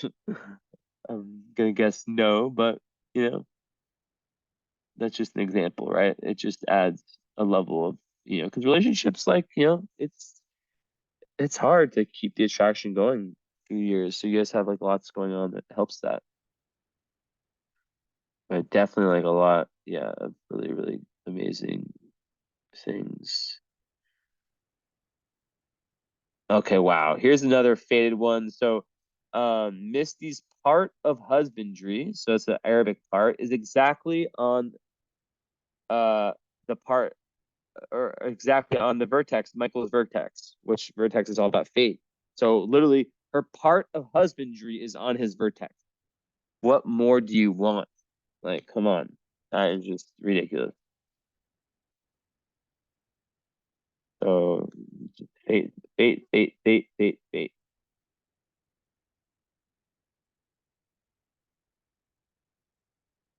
Okay, let's see here. We got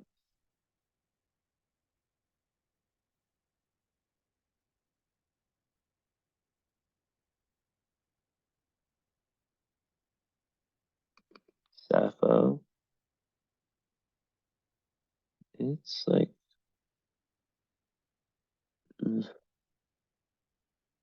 5 degrees away, so that's not really doing it much.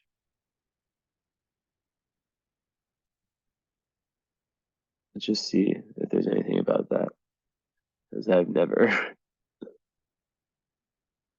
I don't think anyone would use an orb that big.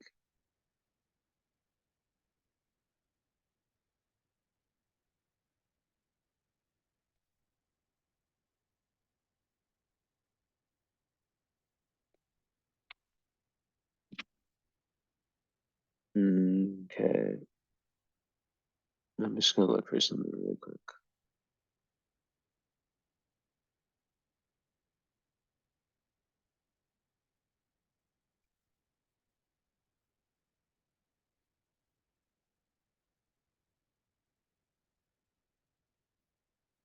I think like if anything, it would just make like this like very very like really want to pursue Michael in early stages. I'm getting like this vibe, like the early stages being very interesting. Um, mhm.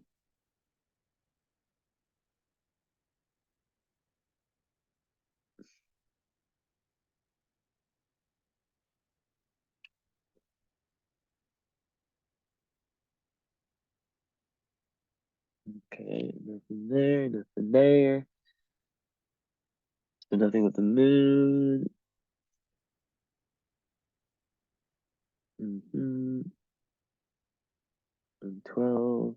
Nope.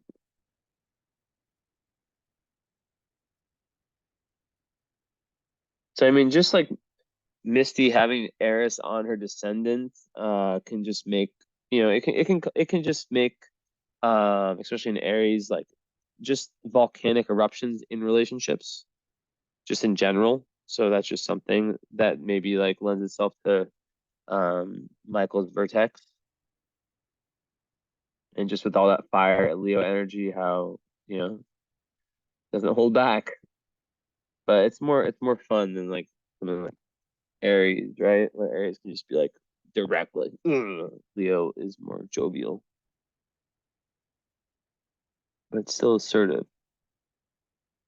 So you guys both have this thing in your chart, like where you have like your sun sign that's very assertive and fixed fire Leo, and then you guys have like a kind of wishy-washy moon, and then an air ascendant. So that makes you guys very similar in that way.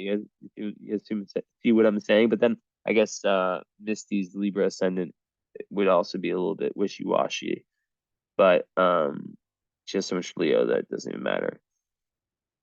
And no, and then of course no, it doesn't because it has Pluto on it. I forgot, so it completely pushes that away. So you get yeah, totally similar. It's like look at all that similarity. Michael has Mars rising, so he has ascendant with Mars on it, and then Misty has in an air sign, Gemini. Misty has her ascendant in air sign with Pluto on it. So you guys are both just like super like powerful presences, but in a very like you guys would be like such a good debate team or something like that. I don't know anything related to like speaking together, like having like be like intellectual team of sorts. 'Cause you guys are both great leaders.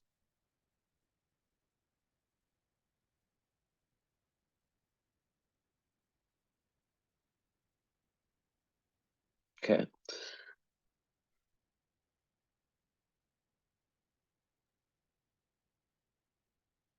so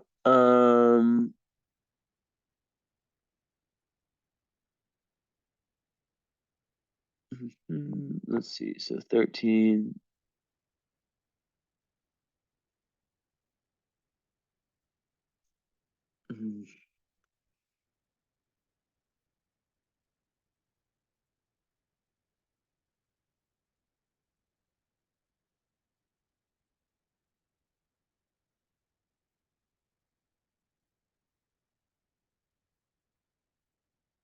Okay, over to this house.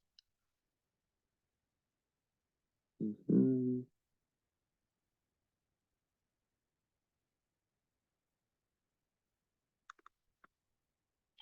Wow. So another Arabic part. Arabic parts are ancient astrology. They're not actual planets. They're or asteroids. They're basically like the main one is the part of fortune. Part of spirit is also very big, but they're like there's a lot of them. They're all based on calculations. For example, like ancient astrology, part of fortune is like there's like a calculation like where you put you like a 360 there's 360 degrees. One degree Aries is the first degree, 360 is, you know, 29 Pisces, right? Um, or I guess zero Aries is the first degree. So on that system, it's like sun plus moon minus ascendant or something like that. I always forget. And it differs for a day or a night chart, and that wherever it just follows somewhere in your chart, and that it represents your flow state. So there's another one called part of passion. Now, Michael's part of passion, which they're very obvious, like their names, is right on Misty's Juno. So you know, misty, like that just adds that kind of sexy energy. And then with the amour, it just adds the love energy.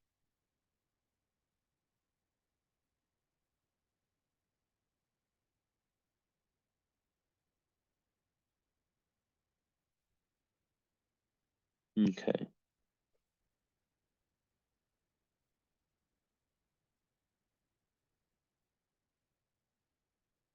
So yeah. All right. So that's enough with all this.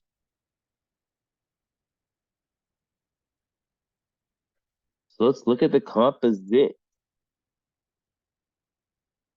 So composite charts. What is a composite chart? Well, a composite chart is the energetic baby that's formed when we put both your guys' charts together, right? So this is super important. I'm not looking at it. I'm like, yeah. But basically, like, for example, my relationship, neither of us have any earth in our chart. I'll give you an example, right? Think of the composite chart like this. It's like you guys both have your individual charts, which are energies, right? When those two energies come together, a new energy is formed for every relationship, right? And I really focus on the composite chart. I find that we remain individuals. I believe that a lot of relationships fail because like because of the composite chart and people being too codependent and people like spending too much time together and being too in the composite. That's my theory. So I don't know, but I do believe it to be true. Um, and yeah, essentially that like when people are spending like are kind of like avoiding their own chart and just like really just only in the composite, they lose themselves. But because you guys' charts are so similar, the composite's going to be similar. And there's not gonna that possibility won't exist, which is very nice. 1 second.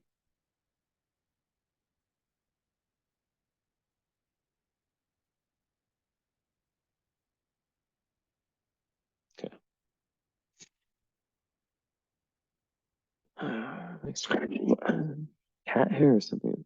Anyway, so your guys' composite, I'll show you.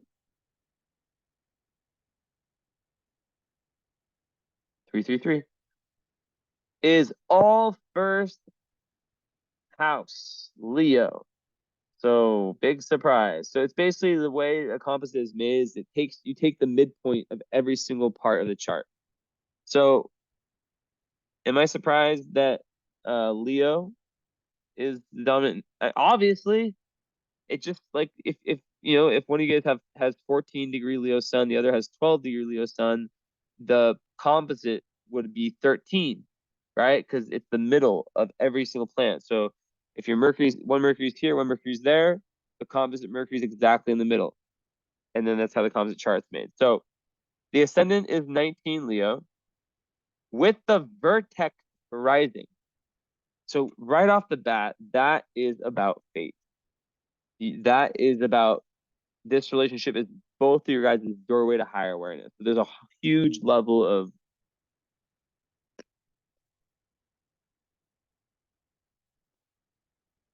meant to be-ness. And of course, in Leo, it's like, there's a real creative inner child energy. Now, in the first house, all this energy is really saying that you guys as a relationship are meant to be independent, are meant to be bosses, are meant to be almost like I want to say entrepreneurial, like actual bosses. Um, very autonomous. Now, when I say autonomous, do I mean autonomous from each other? I mean, I think that does play a role. I do. I think that, but I think that that even more than that, the idea of identity is Massive. Do they even give me anything? No, they don't.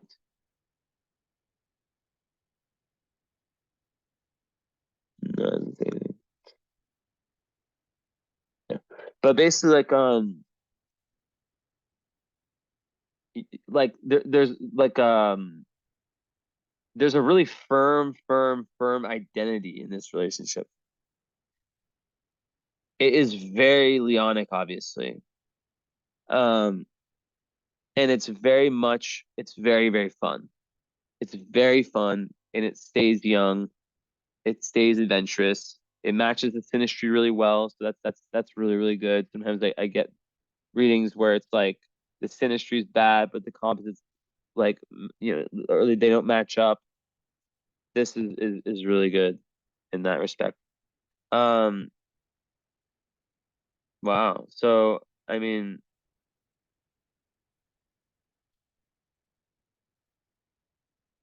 okay. Venus, yeah, conjunct Mercury. That's just like really lots of luck and love in in communication.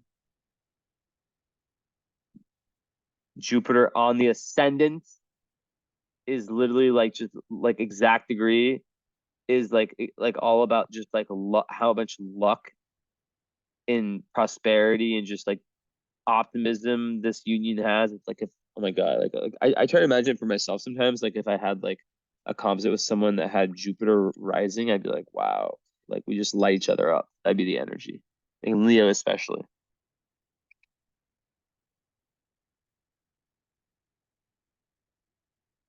You guys are meant to make money. You guys are meant to establish yourself from like a self-esteem perspective. Um, and also there's a level of like communication that can be it can be a little bit potentially Pluto's there in third house composite. I think that would that would make just give the potential for like you know intense communication at times. But with all this other supporting energy, with Venus conjunct Mercury, it would and just all the other stuff I talked about, it would make it would dim any of the of it a lot. And it's in it's in Libra too. Um, I already talked about you guys like being a couple that moved before I even saw the fact that you're in your composite. Uranus is on the IC, so yeah, you guys could definitely be a couple that like moves around, like different like lives in different places, that kind of thing. Travels a lot. Very creative together. That's nice. You can really create out of intuition if you guys allow each other to just create together. Now, this is very interesting. The composite moon, that's what I was really wondering. It's like, where's the moon going to be? In Capricorn, in the sixth. So now we're talking about something completely different because that's difficult. Of course, like the South Node eighth house and Pisces, like you guys, past life mystics together, you guys have done a lot of healing already together in some respects, right? Emotional area a lot. But yeah, so the Capricorn moon in this type of composite chart is very interesting because you know a Capricorn moon by itself, right? Capricorn moon is a difficult moon, right? Um, it basically makes it so there can be emotional barriers, right? And it can make at least at first both people like it can make really a relationship where emotionally in terms of vulnerability each of you kind of grow like especially with the moons being so different you kind of grow into that emotional understanding, right? So there can be like somewhat of like a reservedness at first, but in time you kind of see how valuable each other is, and how to really admire the other. And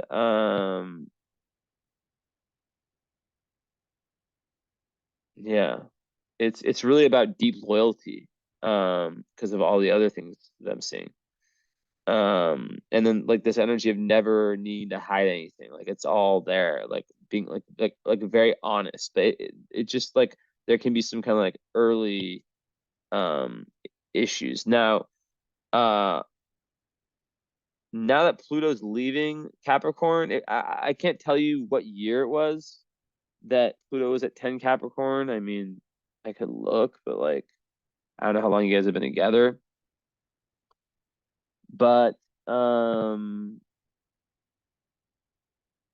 I look, that might be kind of interesting.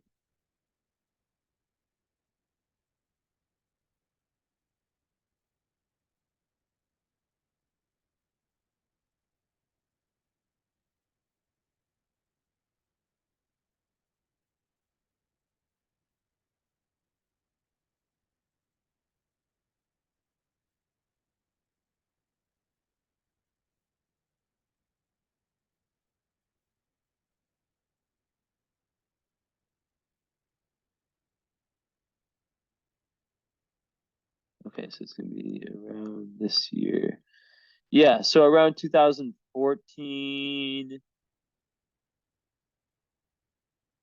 Yeah, around then, 2013, 2014, that would have been like a real rough patch because Pluto would have been on your guys's composite moon. But that could have also been when when you got married or something like that. I don't know, or when you guys got past like these just really intense energies.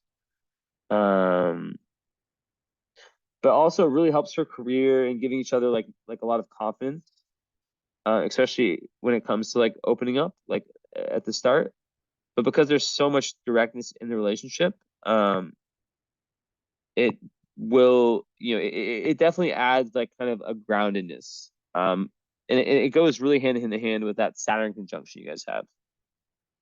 And just like really seeing the importance of the relationship and being really good for business, for external things, right?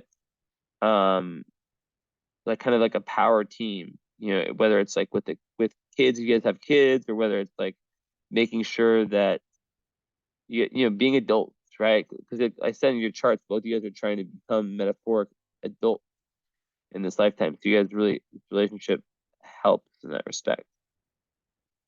Um, but a lot of times people who have this,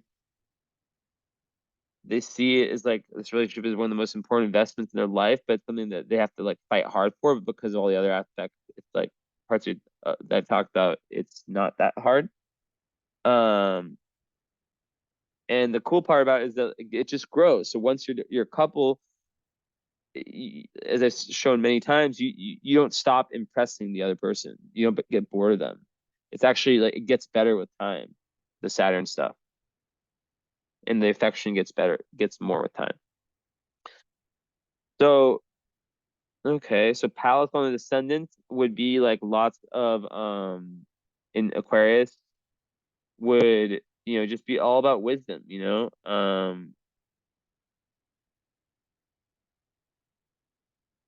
Yeah, especially in Aquarius, it can create like a really really good like at coming up with ideas together and like very very inventive uh out of the box ideas.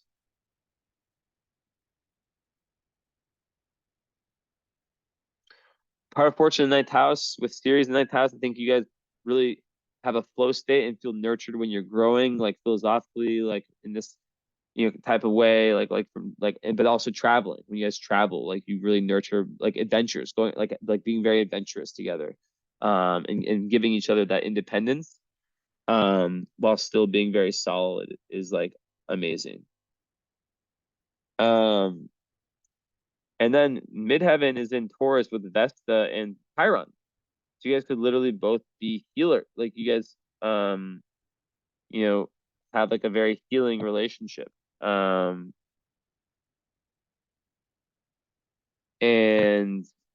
could work together in some type of way. Like if you guys, I wouldn't be surprised if you guys were both like working as healers.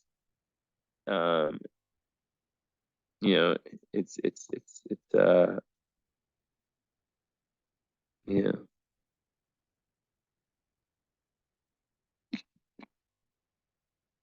So yeah, it really means that there's like lots of wounds and talents you guys discover through your relationship, like hidden talents. Um, so yeah, lots of healing in the relationship. And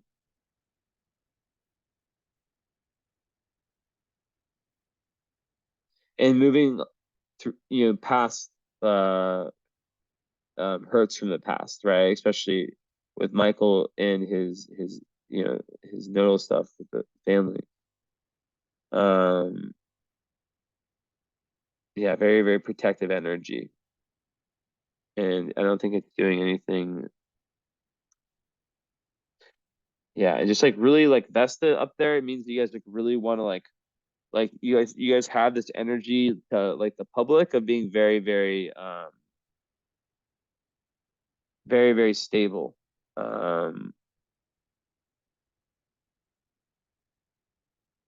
Like really portraying yeah, this energy of stability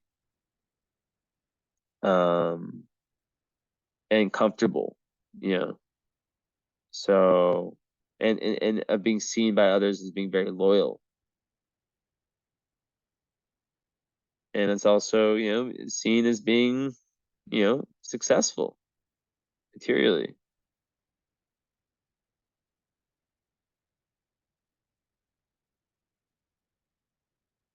So that's very nice. What was I gonna say about that?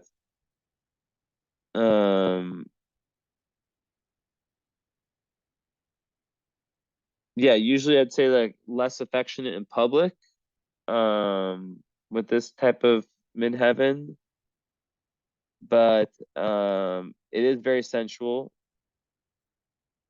and there it's like very obvious because it's a Venus ruled midheaven and composite. So it's very obvious um that there's like love, like people who see you guys. So yeah, it's really nice. Um, so then you have Mars and Juno in 11th in Gemini. So I like the Mars and the Gemini here, or in the 11th, excuse me. And in Gemini, yeah. But like I like it because I think, well, what it adds is that, so you have Earth, you have fire, so we're still lacking water. I just realized. Interesting. So the water is just dipped out. But yeah, so I'll talk about that next. But like the north node, the composite north node is in Virgo. Yeah, of course, duh. Yeah. But Neptune's trying the sun, so that's good. The only hard aspect is Uranus square Sun and Moon square Pluto. Damn, and then Sun square Chiron also. So there could be, so that actually could speak of some real need for healing in the relationship. Um, like kind of having help, but also like yeah, having to kind of get past wounds together. But like, it's on the midheaven, so it's strong. So it could make you guys appear also to others as like a very like healed spiritual couple. And yeah, like a couple that's done a lot of work. Um and that they've gone through shit probably. Because like yeah, Moon square Pluto in a composite is that's like, where the clash, your guys' energies brings out a lot of these kind of stuck emotions. So this is like where the water comes in, shows up. It shows up in this form through this aspect. And basically it's almost like shadow, like there can be some blocked emotions that lead to some crises that need to get undone, essentially, right? And sometimes people who have this, there can be like a power struggle in the relationship.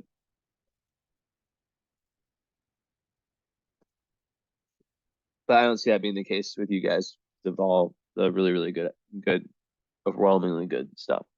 Now, with the Sun square Uranus, I see that more as like just a desire to be different, like than the average couple, like just not being down with just like the traditional shit, wanting to just do things different, but maybe going over the top with that at times. It could also, yeah.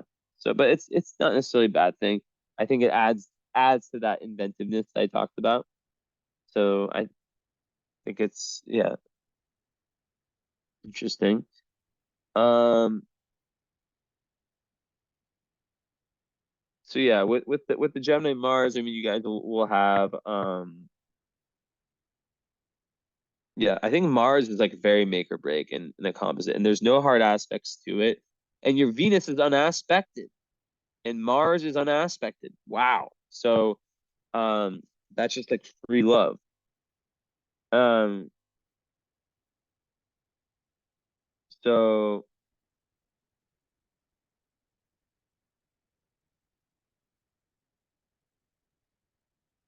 Mars is about sex. So Mars and Gemini,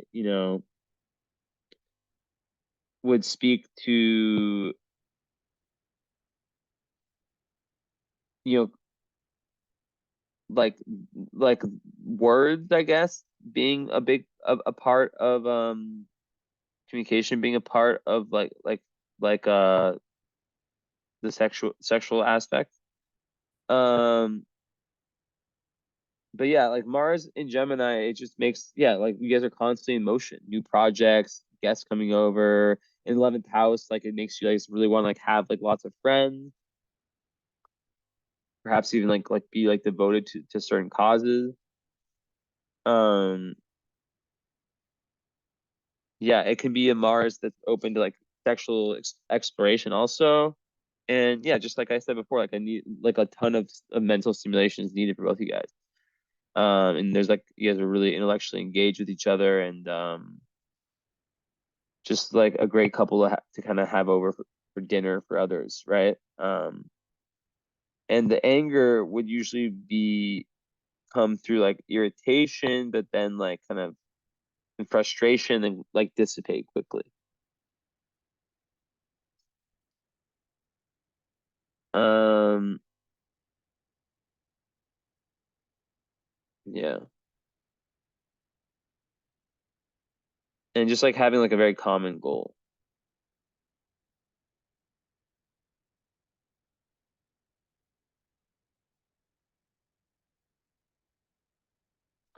So the sun being in the first, um, is very, very strong. It's actually one of the strongest places for relationship because it makes it so important to both people, like such a big part of their identity. Um, and it really helps, yeah, withstand the test of time. Um, Also, it feeds like the relationship kind of like feeds the ego of both people. It makes them feel really good about themselves. They definitely feel like more like alive, and able to like express yourself in that Leo way. Um,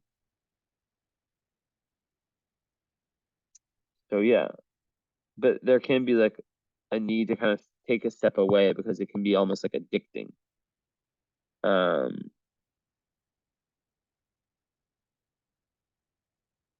Yeah, and it can make like each person like keep wanting to give like more and more and more. And super energizing to each other, right? So like that's the energy I guess. You guys are like energizing each other so much. Um, so I think making sure not to take the other person for granted is very important. Because like it's such a natural fit that you just have to watch out for that. Um,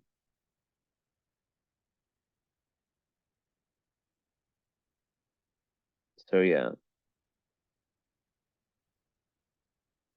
Mm,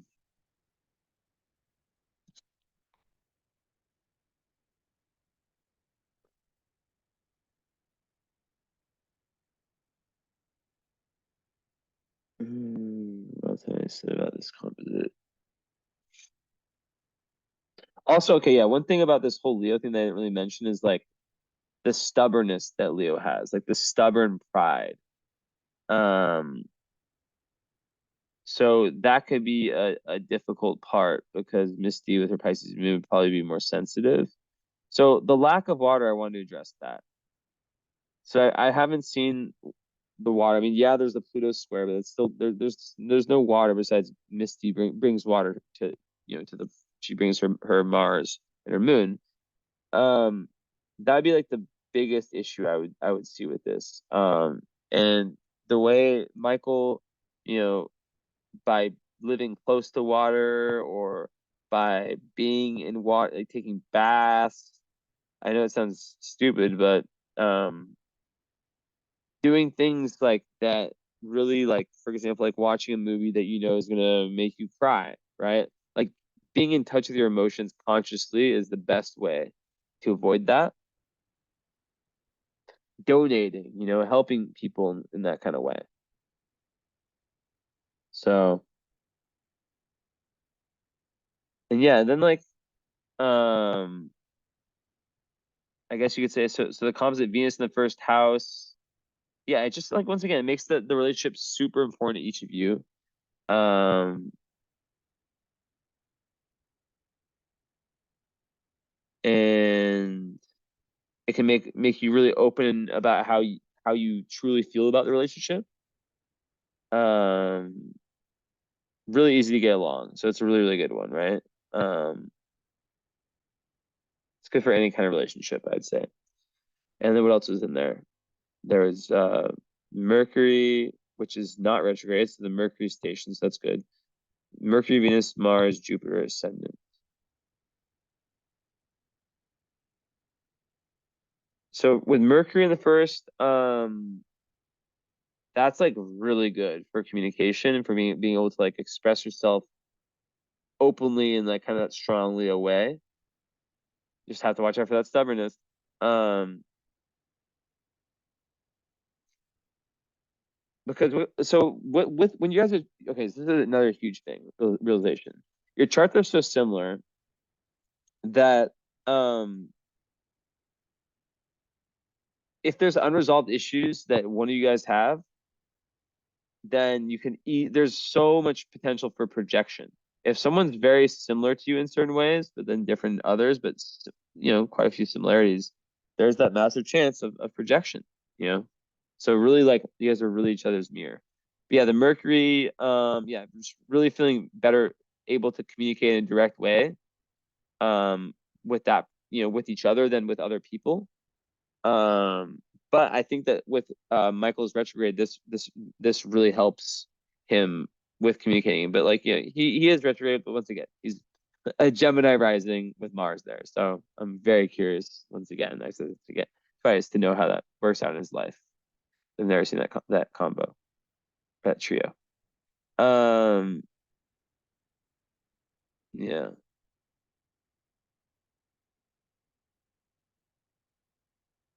Mhm.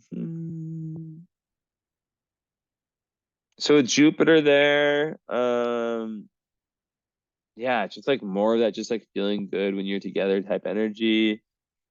Um, just like loving to be together rather than apart. Um, But like the thing about the first house also is that it's about independence. So you really do have to watch out for that codependence. So like what I suggest sometimes to people is like, take a purpose, like on purpose, like take sick a few days if it's possible where you're not around each other, and don't talk and have like a fresh start and see how it goes, see what comes up. Maybe that happens already. I don't know. But it definitely gives you guys a lot more opportunities for growth together than apart. And a real, like I said before, like ability to work together to expand yourselves. So yeah, and it's just like super optimistic, like like doors open when you guys are together that would have not opened alone. If that makes sense. Mhm. So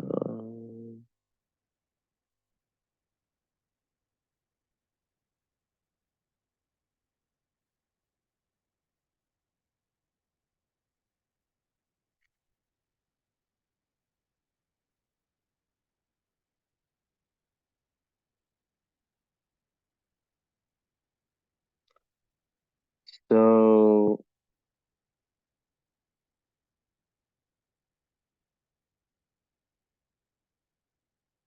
hmm.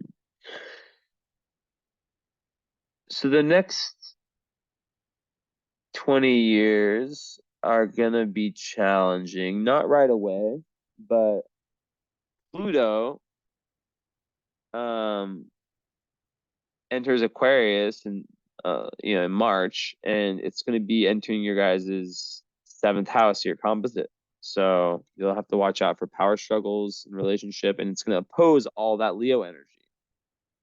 So that could be really difficult and cause a lot of crises to come up. So just good to know about, but I usually don't really go into that. All right, so yeah, that's pretty much. Oh, let's look at this. Obviously, let's look at this.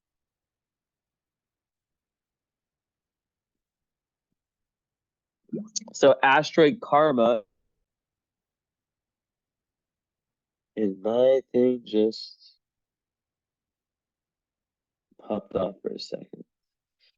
My internet. But anyways, so you guys have asteroid karma on your guys' sun, opposite sun, and on your it's never mind, it's on your Venus. So I mean, do I need to say anything about that, or like, can I just not say anything? Aphrodite on Jupiter, yeah, we already talked about that. I mean, come on, like it's asteroid karma is related to karma on your sun. Is funny at this point. And then union, yeah, no, I already talked about that. So these are gonna be very similar to the ones I already saw. There's just like a few extra add ones. Um,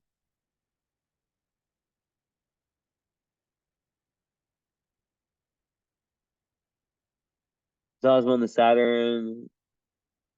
Um, know what that would do. It's not important.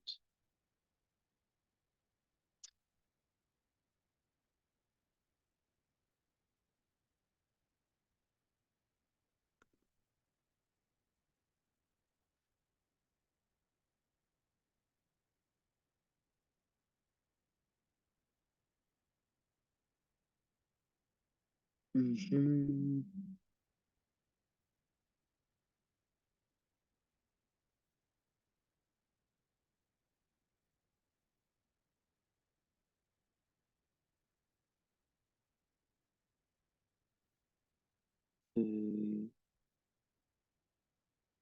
If there's anything in them, and then of course, yeah, I lost the connection again, and I realized that I got connected away from my hotspot.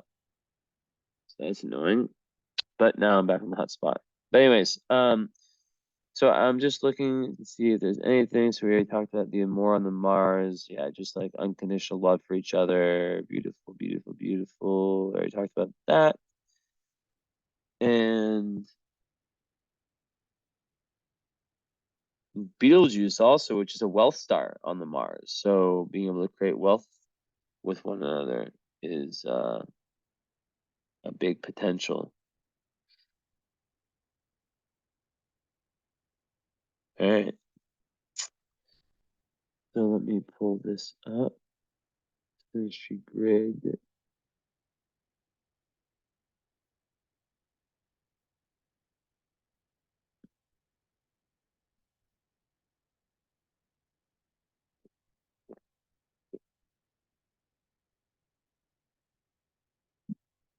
Okay, how many do we got here?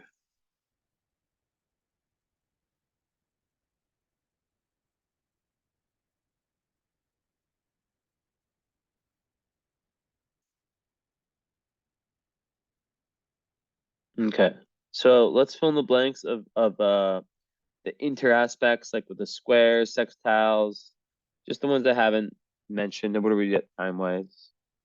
Okay, 2 hours 16.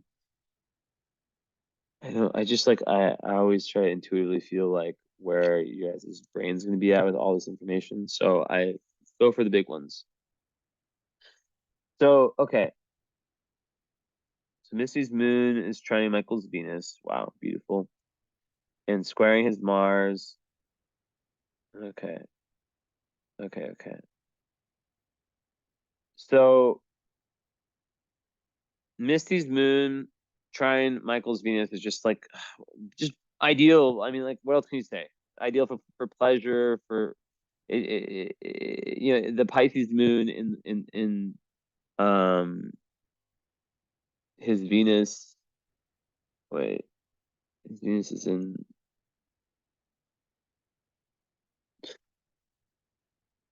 That doesn't make sense. It's in Leo.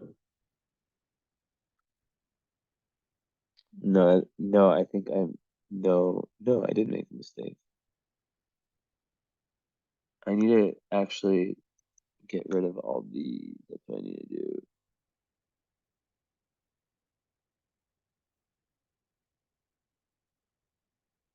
Okay, I'm just gonna do a Sinistry grid because where is it? No, not that. Chart option.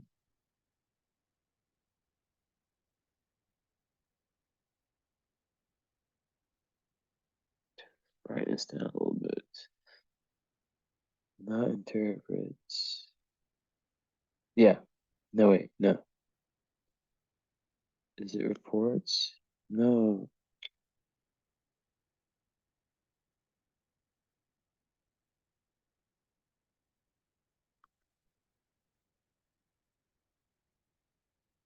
It should be.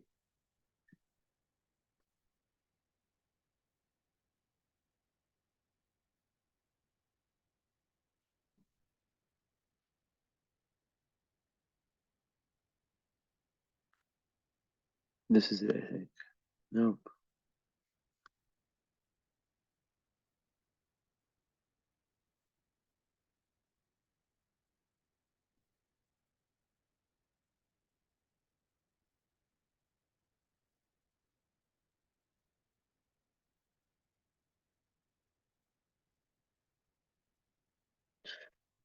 Be right. Yes, here it is, finally. Okay, so.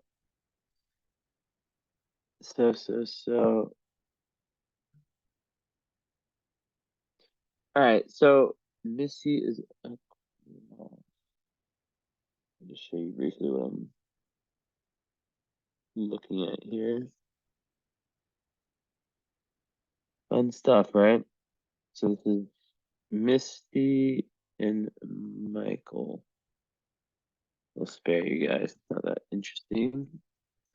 Maybe seeing me talk is more interesting. So okay. So Misty's moon has squares to Mars and Neptune. And no, that was Michael's moon. Misty's moon has squares to, wait.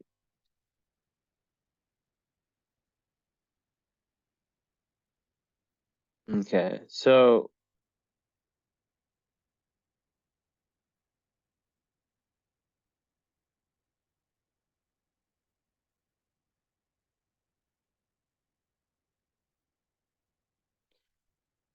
Michael's moon square Misty's Mercury. I don't want to get like the really heavy hitters here. You know, that can definitely create arguments. Basically, it can create friction.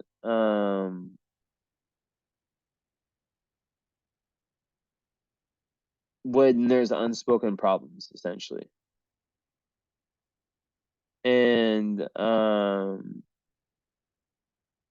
even though there's a lot of good in terms of communication, this one is just one that it makes things difficult.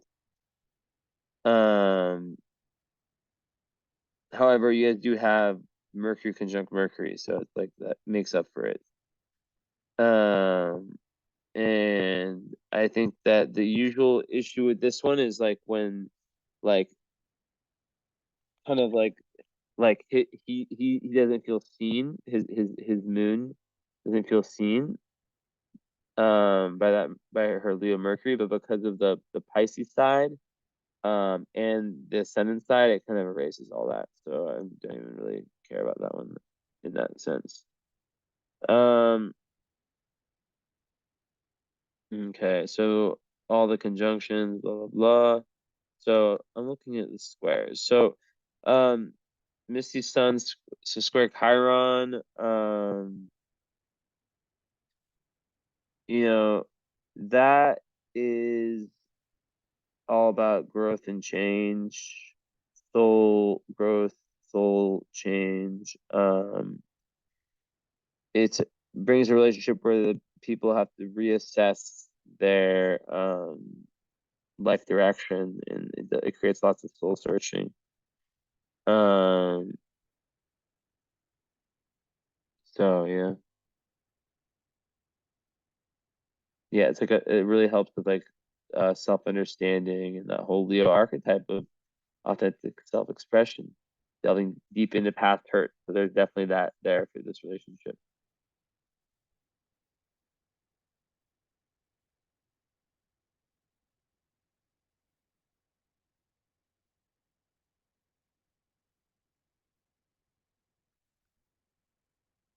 Mhm.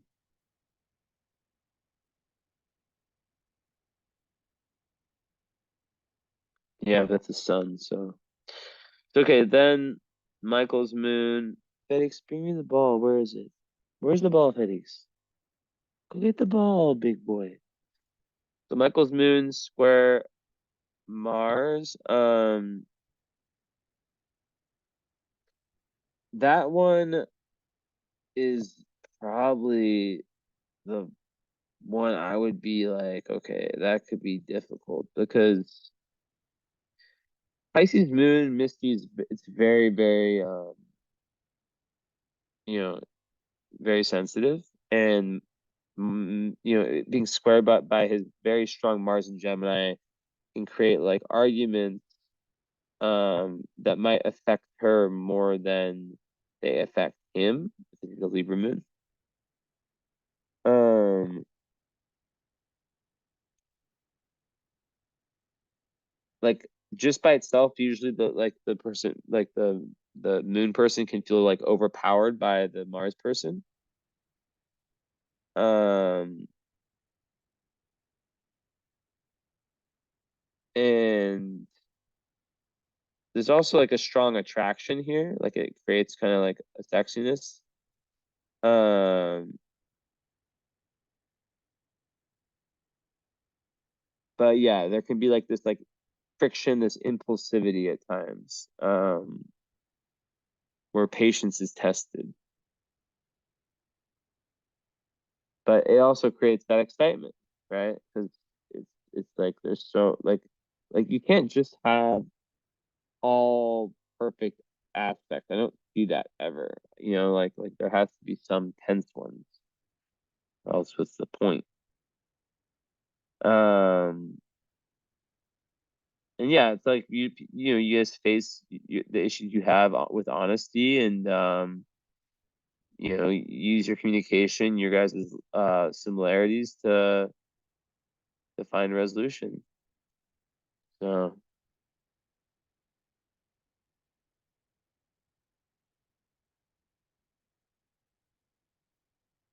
yeah, the moon is really important. So okay, then moon square. Ooh, the moon trine Uranus. That just adds excitement and like a kind of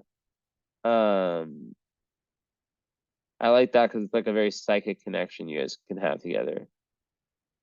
Very very romantic, very out of the ordinary.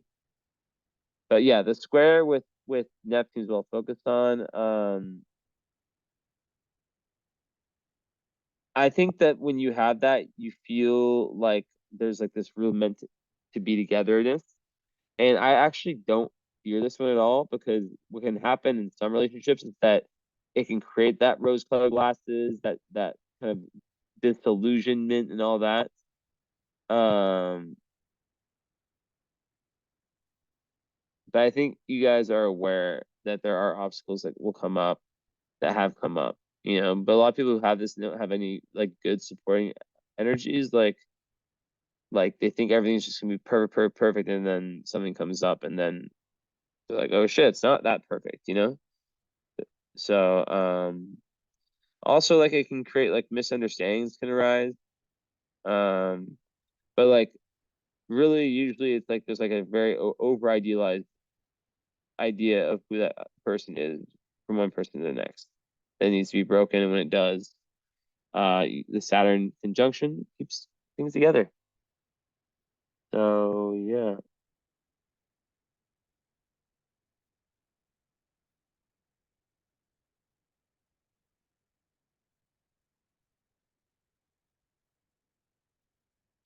Because what can happen is sometimes like so Michael would be in this position, the moon, he might feel like he can't live up to his true self, and he might like not him, just like someone with displacement might be like deceptive and not completely vulnerable and true because of high expectations. So yeah.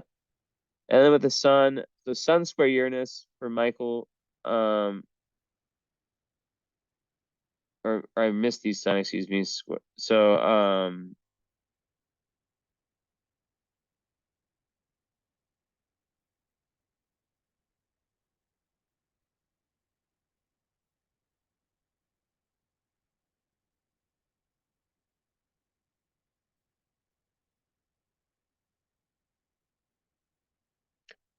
So I think with everything that um it's very close.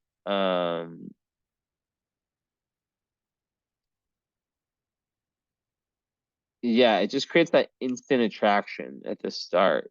Um and excitement and all that stuff. But you have to just like learn like groundedness and not like so dependent on each other for like giving each other this fun, because um like I said, you guys have the long term energies, but this can make like a very like thrilling relationship, but not a stable one, like by itself, right? And people who have this and they don't have the supporting ones, like they can have like a very thrilling relationship at the start, but then it fades away. So,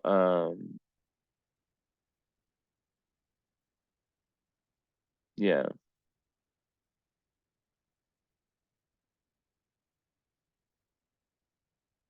And another important thing is maintaining, like I said earlier, each other's individuality.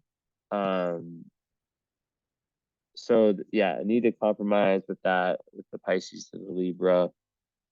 Um, I mean, if I was just like, if someone asked me to live, like, I'm, a Pisces moon, and we're both Leos, and I have a Pisces moon. He has a Libra moon. What do you think?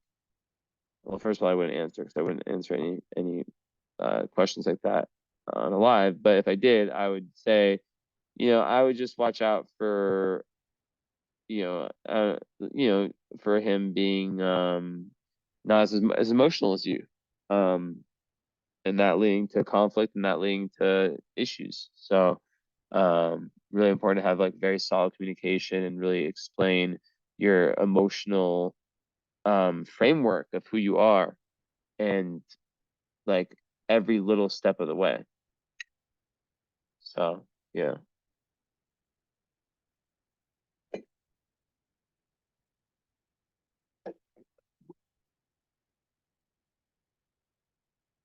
But yeah, I think this is just like really good, and it makes you guys just like not bored of each other, and you guys want to go on like, yeah, like I said, lots of adventures and very innovative. So Venus, of course, we have to look at, or Venus square moon. We already talked about that. Yeah, we talked about that. I already talked about all the good ones. Sun conjunct Sun, just like how good that makes communication. You know, being able to communicate one's own thoughts.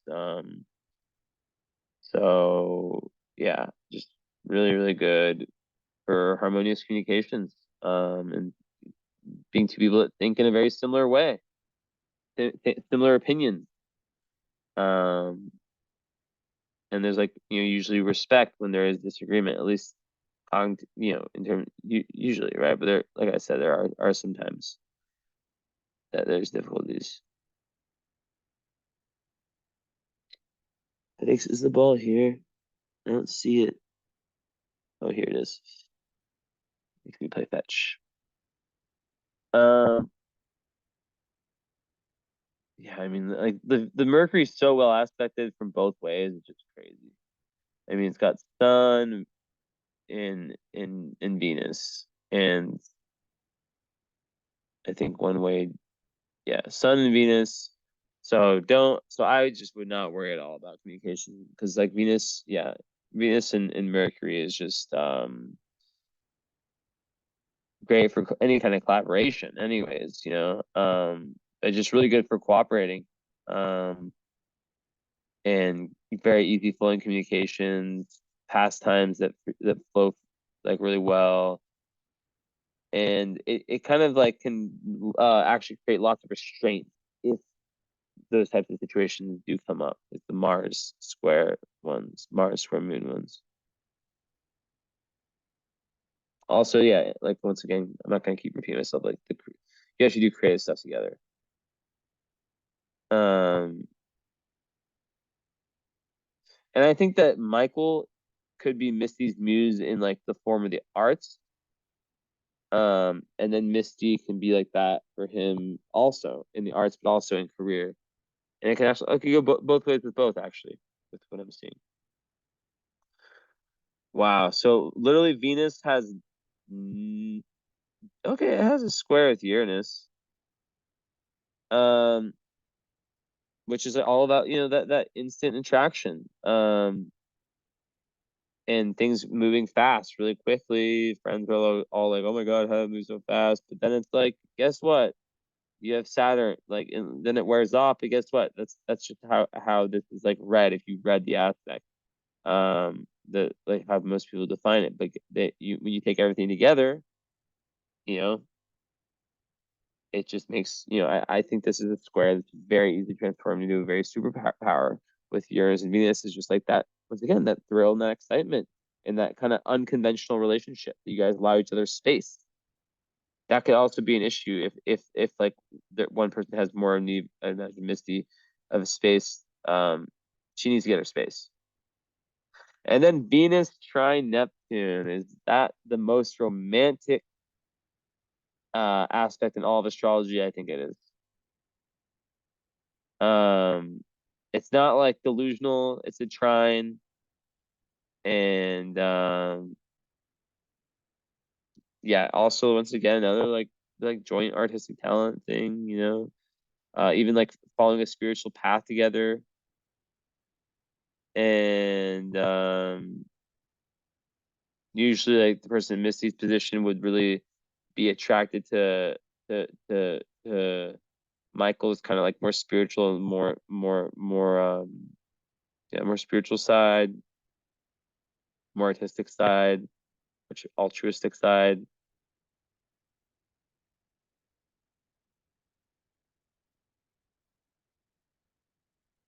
And then yeah, Michael really feels like supported. And like I said, like Misty allows him to really blossom.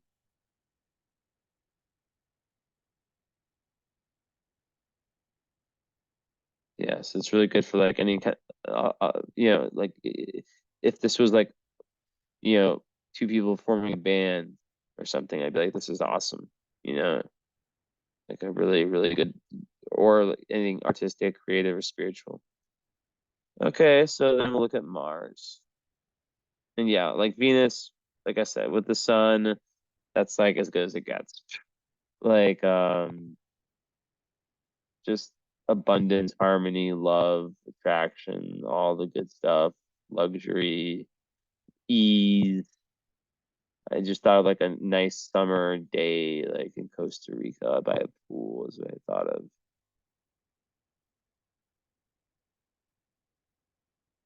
Yeah, so like literally the communication stuff, like there is some potential issues that but there's so many more of like the really easy flowing ones than the difficult ones. And the difficult ones are made easier in that sense too.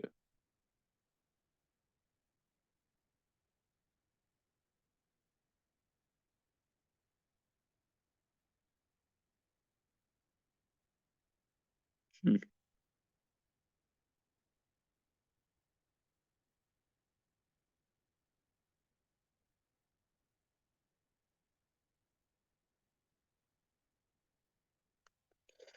Okay, so Mars. No, I was just like looking at something. I saw something I didn't see. Talk about the square at the moon. Okay, so you guys have Mars conjunct Mars. Like, come on. That is just super sexual. Not in a bad way. You guys push each other, challenge each other, and to be your best selves in a healthy way. You guys hold each other accountable. Um, make each other more ambitious. So it's just awesome, you know, like feeling like you can like conquer the world together and overcome any obstacle and have that deep trust. This is like one of the best, like one of these readings I've done. Just like,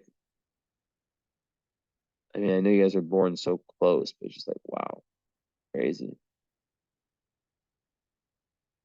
Yeah, the Mars square moon, as I mentioned before, um, maybe there's times where Michael like has little steps and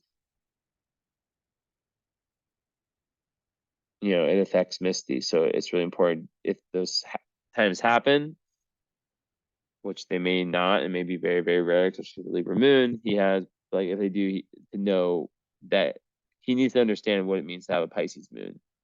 You are a sponge of energy. You are a very soft internally, even though the Leo on the outside is very strong. Like inside, it's way more sensitive, and things really, really like can linger, and it can be hard to kind of express them too.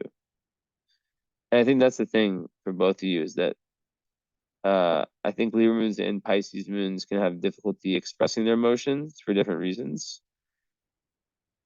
But I think that this union with all I'm seeing allows for that to happen. So the ascendant, so yeah, I guess like yeah, is no, that's not it. And then the ascendant has Pluto on it. So it's like um who's the two? So Misty's ascendant has, yeah, it's just like the same thing, because like she has it natally. Just like intense attraction. Um just like him playing a really powerful role. You guys playing a super powerful role in overcoming each other's shadows and finding that real power, real power, which isn't like external. It's that real shit. So the fact that you guys have, the Saturn stuff is just like, once again, the stability of the commitment, and meant to be together for the long term. So, yeah, very significant karmic relationship, which I've said a million times. Written in the stars. Okay, let's see.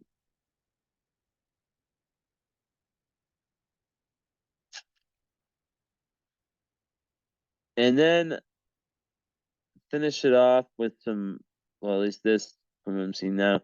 So with the nodes, there's a trine with Chiron. So that's literally saying you guys were meant to, healing to like be this very nice healing in this relationship for both you guys. That's really nice. Um,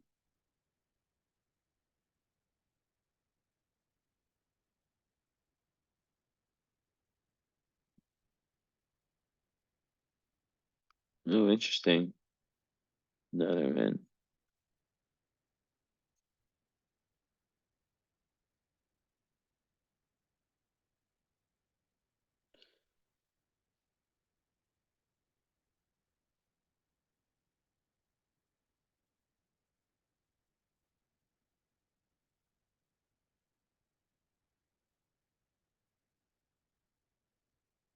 Mm,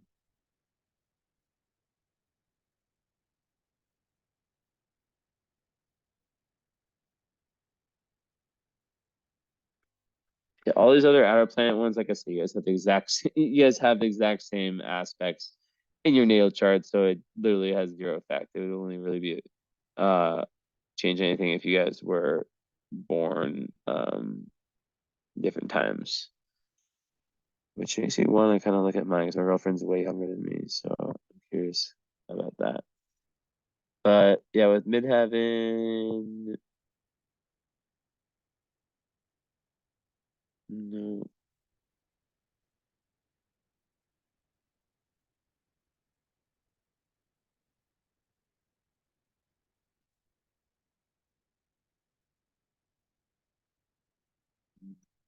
no, no, no, no, no, no, no, nothing. And that is probably, let's see, a square.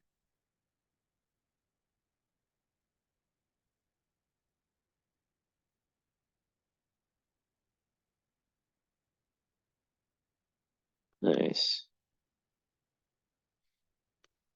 So yeah, to round it out, like as I already said, that Misty's sun shines Michael's descendant in Sag, and also that Misty's Mercury does the same thing, and her Jupiter. All that Leo energy just trines it. So